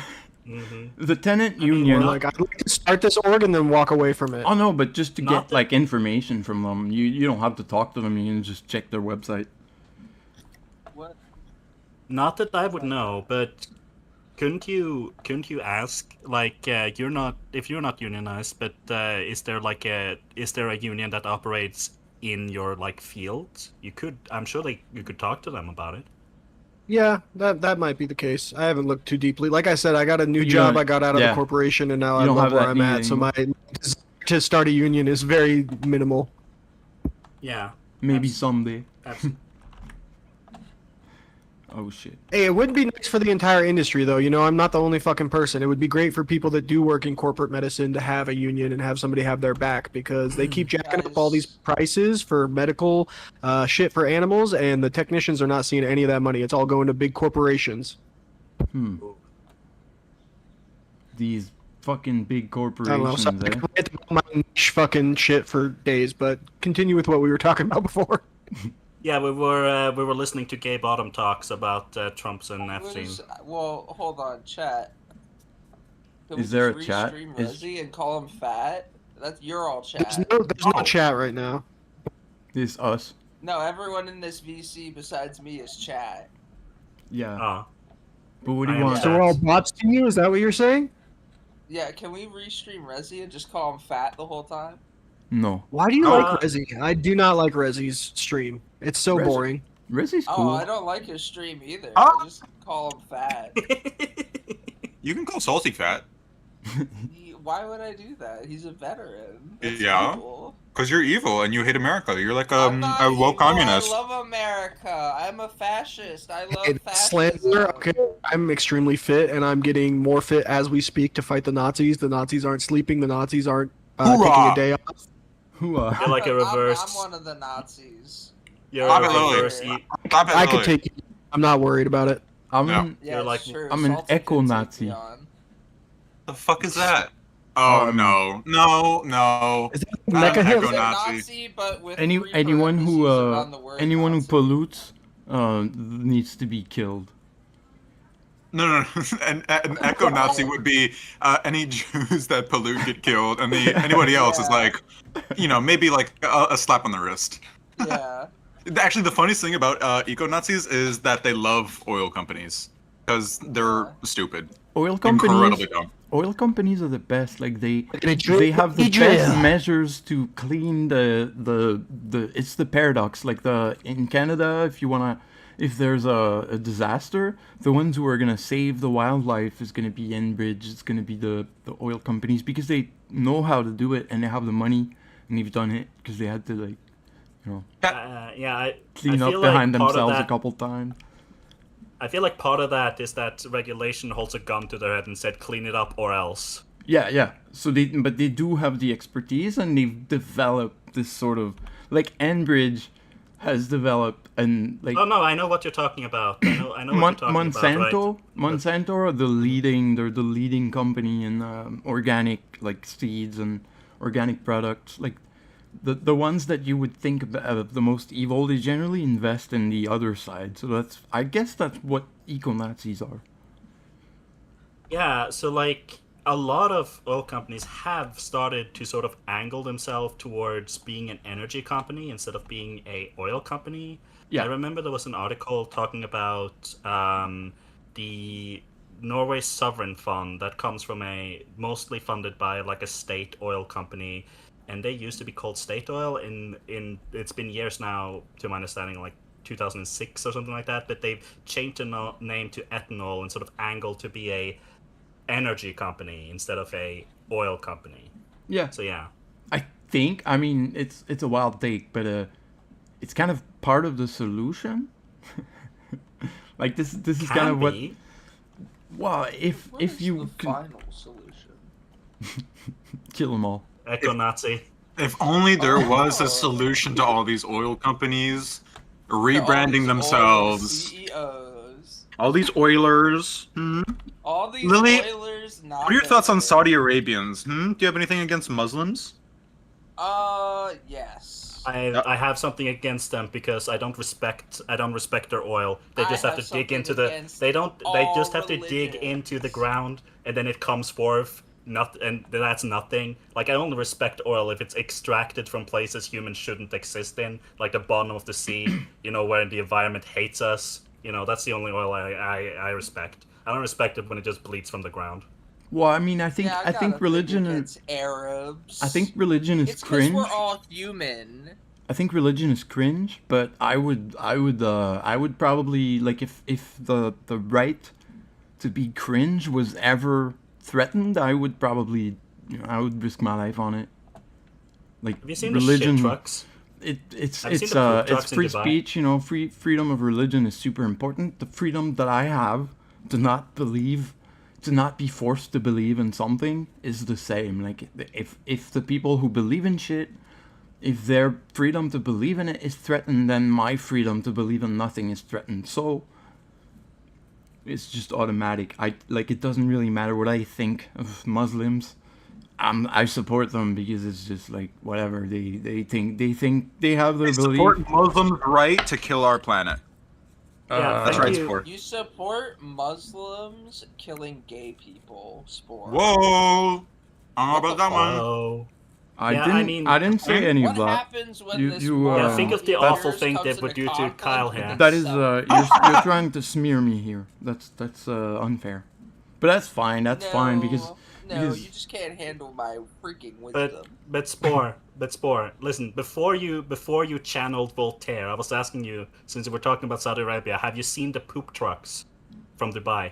No. Yeah, the poop trucks. All right, let's check out the poop But trucks. the Dubai chocolate. Oh my god, that's where they get it from. No. In comes the Dubai chocolate, out goes the Dubai Yeah, poop that video, trucks. that video. No, top video. There you go. But that's 3 years old. Yeah, Why? it hasn't stopped. Why? The Burj Khalifa is a stop? marvel No. of engineering, and thanks to its No, it hasn't mammoth height, stopped. it almost mimics a small city. God The whole damn. Have they building really not speaks of found? the Have they structural really and not found a architectural solution to excellence their poop crisis? involved in its creation? No. But it faces a ridiculous issue. The issue is none other than poop. Yes. Oh, that's poop. awesome. Can few you pause years a ago, moment? Can you a pause it, video Will Smith, surfaced yeah? on YouTube. Oh, thanks, Will Smith.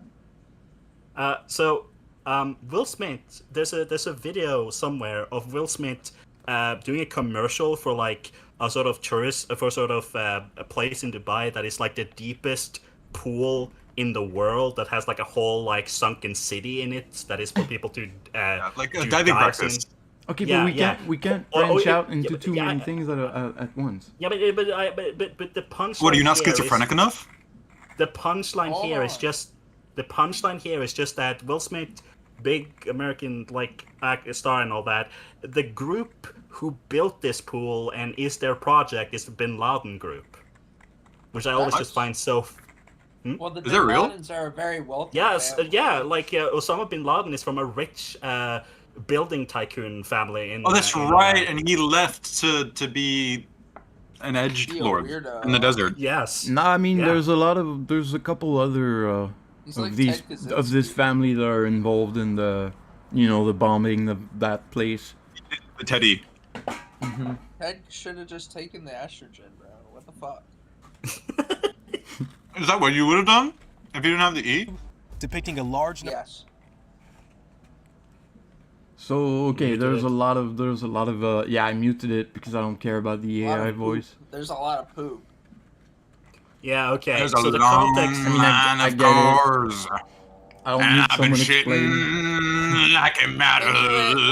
Wait, Sport, Yeah. can you at least Yeah, put on so- closed captions? Economic dependence No. No, open captions. is targeted. So the Targeting context here Dubai attract. is just that. Oh, so beautiful. It's just that. So, god damn it.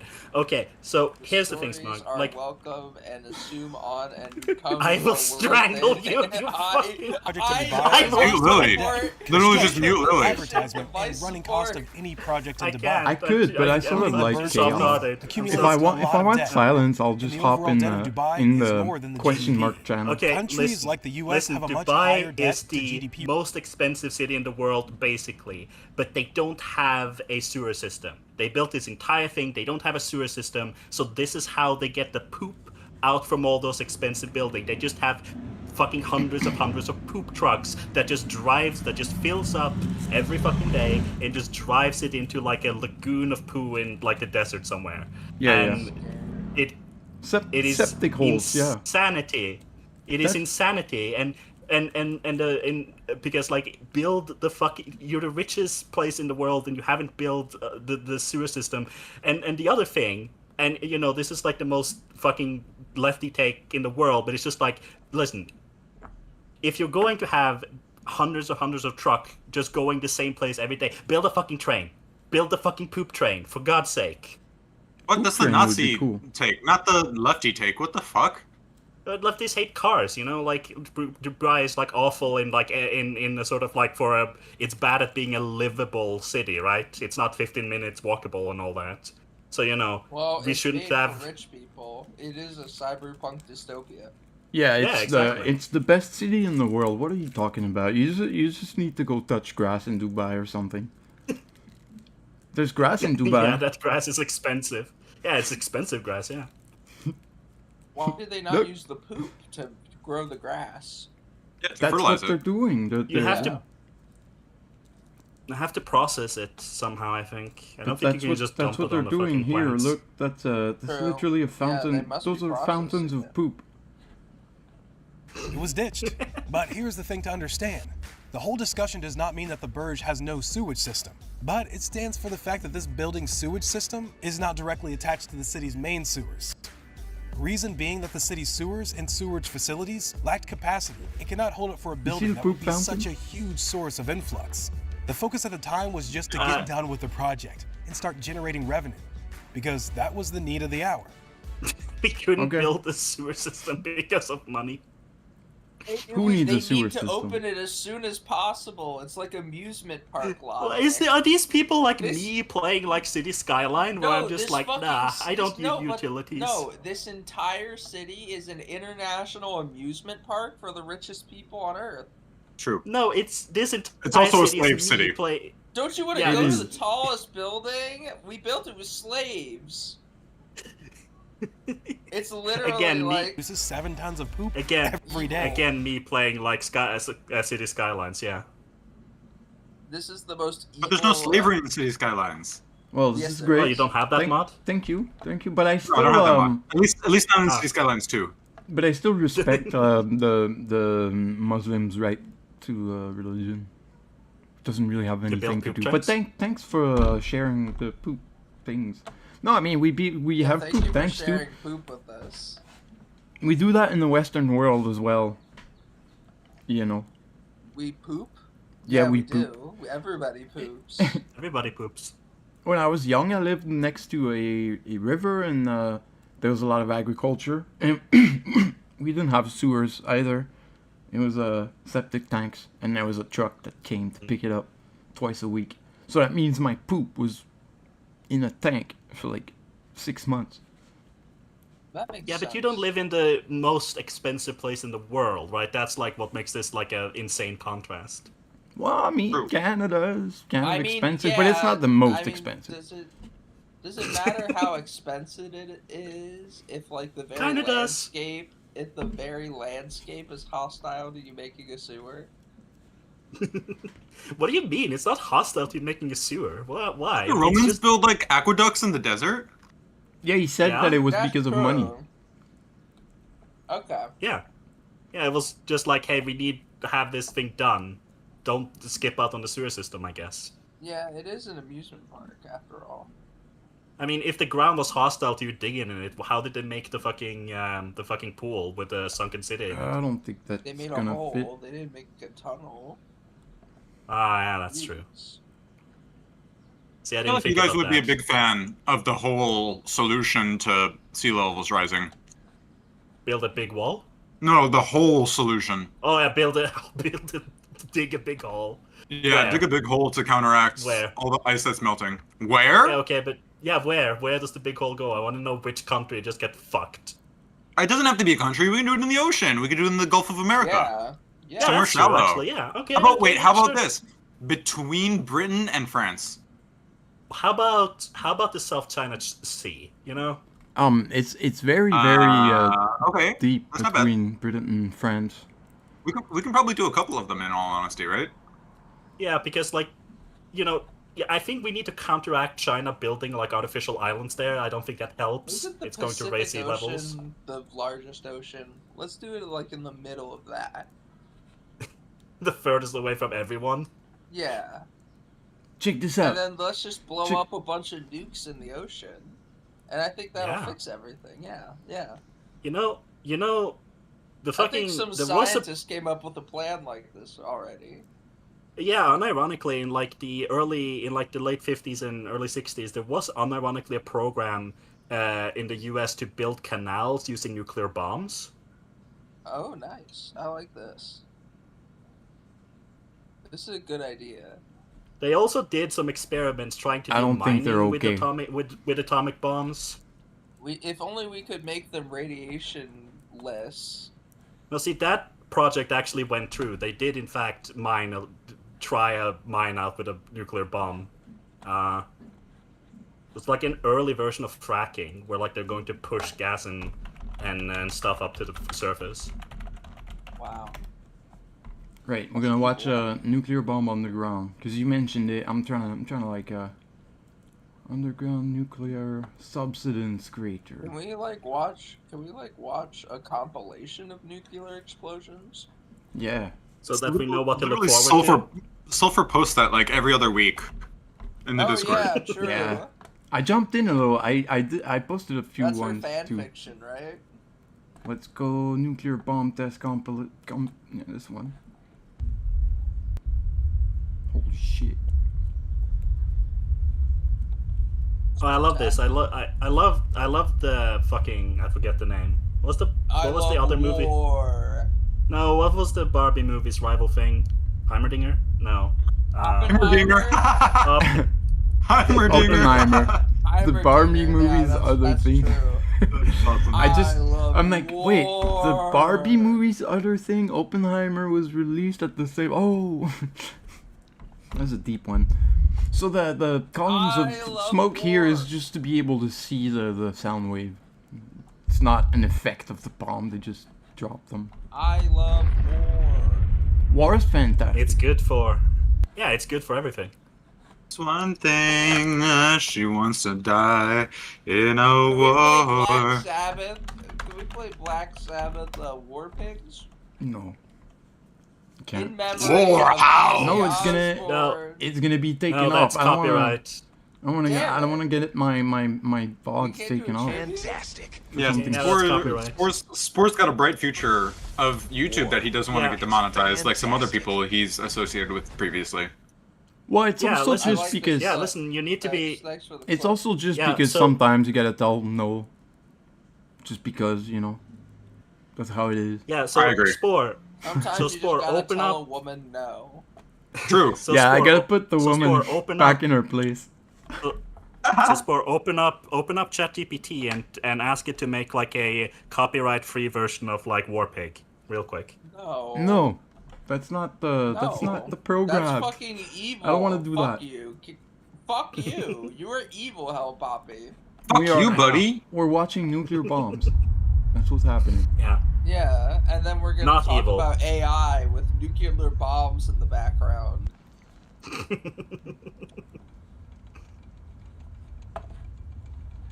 Okay, Ryan.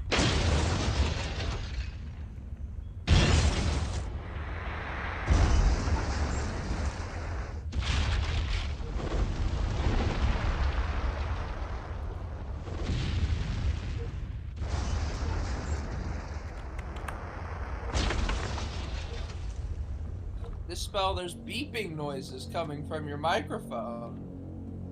Is that possible? Noise? I can't hear it. I don't. Really? Yeah, I can can't. see him lighting up. with You're our- delusional. Yeah, I didn't hear anything. Who's beeping? Who up beeping? Yeah, you're Yeah. not anymore. You turned it off. No, I didn't turn anything off. I think you're just delusional. It's okay to be See, delulu. Why are you gaslighting me? You fucking. You're gaslighting me. You're trying to gaslight me into You saying are- into thinking you're that a there's piece of beeping shit going on. liar. There's no It's beeping fun. going on. There's Gaslighting literally a gaslighting VOD where Lily you is are fun. There's literally a VOD. There's literally a VOD. You cannot.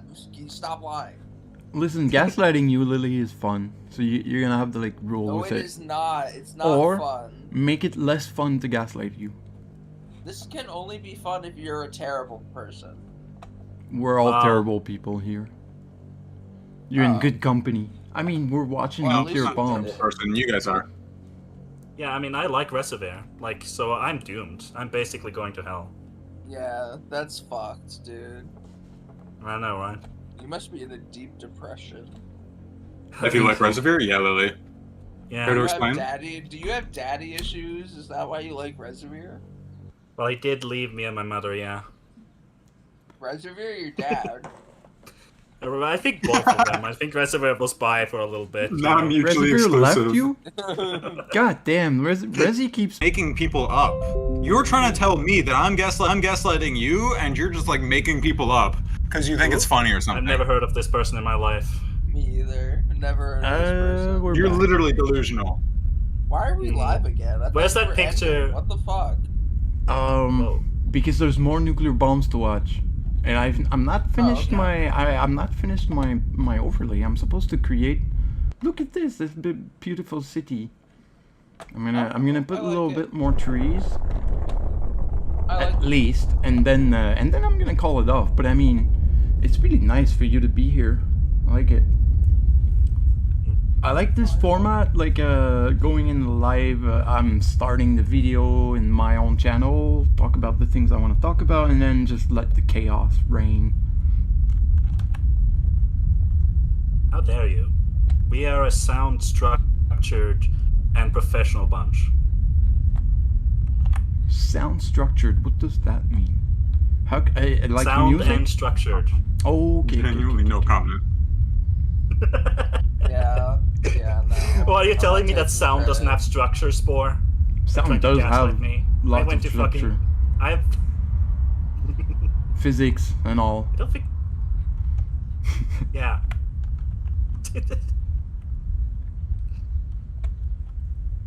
Man, these bombs are very big. They're very, very big. So I'm a nuclear bomb in the sky. Yeah, there's a lot of. Yeah, there's a lot of fucking. Oh fuck! What's the state all of these goes off in? Like, there's a lot of fucking video of just Nevada somewhere getting fucked. Yeah, by nuclear Nevada. bombs. Yeah. Oh yeah. That's awesome. Hey, We love that. Nevada, they suck. They do. Fuck I you, hate Nevada. Everyone I know hates Nevada. Yeah, fuck you, Nevada. They also get nobody- no tourism. Yeah. Nobody believes. So this is Nobody Project. believes that This is Project Starfish, where they were like, "Hey, let's blow a nuclear bomb in the sky, in orbit. Let's see what it does." How many Americans on average do you think you can gaslight into believe that New Vegas is not in Nebraska? Nebraska. You know what I'm trying to In say. Nebraska, I agree. Fuck me. New Vegas is indeed not in Nebraska. I don't know where that is, but I know it's not there.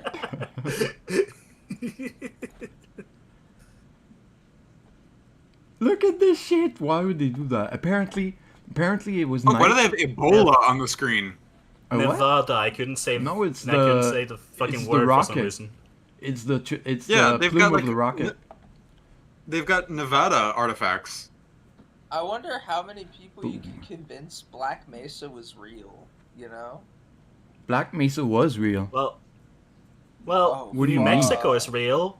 Well, New Mexico is real, so vice versa. That means, yeah. Well, also, Black Mesa is just a real place. You can Google it on Google Maps. Okay, I'm gonna kick the ending music, I think.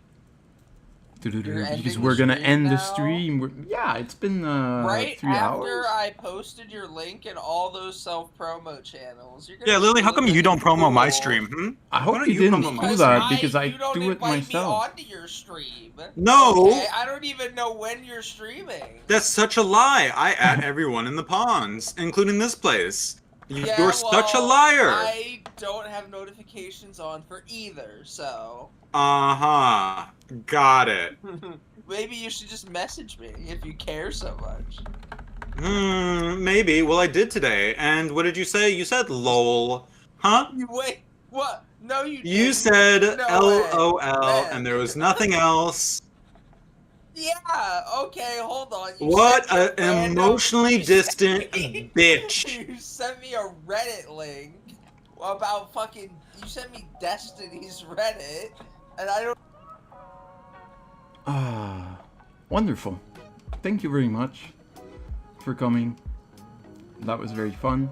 Thank you, Tuna, for coming in, explaining your ever-changing game. That's actually going to be useful. I'm going to go through what you've said in these episodes to sort of untangle it in my mind. But first, I'm gonna I'm gonna let you know. I'm going to start streaming on Fridays. I'm gonna do it next week. It might not be a very long stream. It's gonna be pretty short. But if it turns out to be cool and to have a bunch of people, then I might keep doing it. And then we're gonna talk about news. It's gonna be more of a chilling on Fridays, and on Sundays I'm gonna keep it to talk about programming and like maybe more do a workshop and stuff like that. So thank you very much for coming in. I hope that I can improve on my format. I can make good content in the future. I appreciate anyone who came here. If you can leave a like and subscribe if you haven't already. And thank you very much for coming. Have a good evening.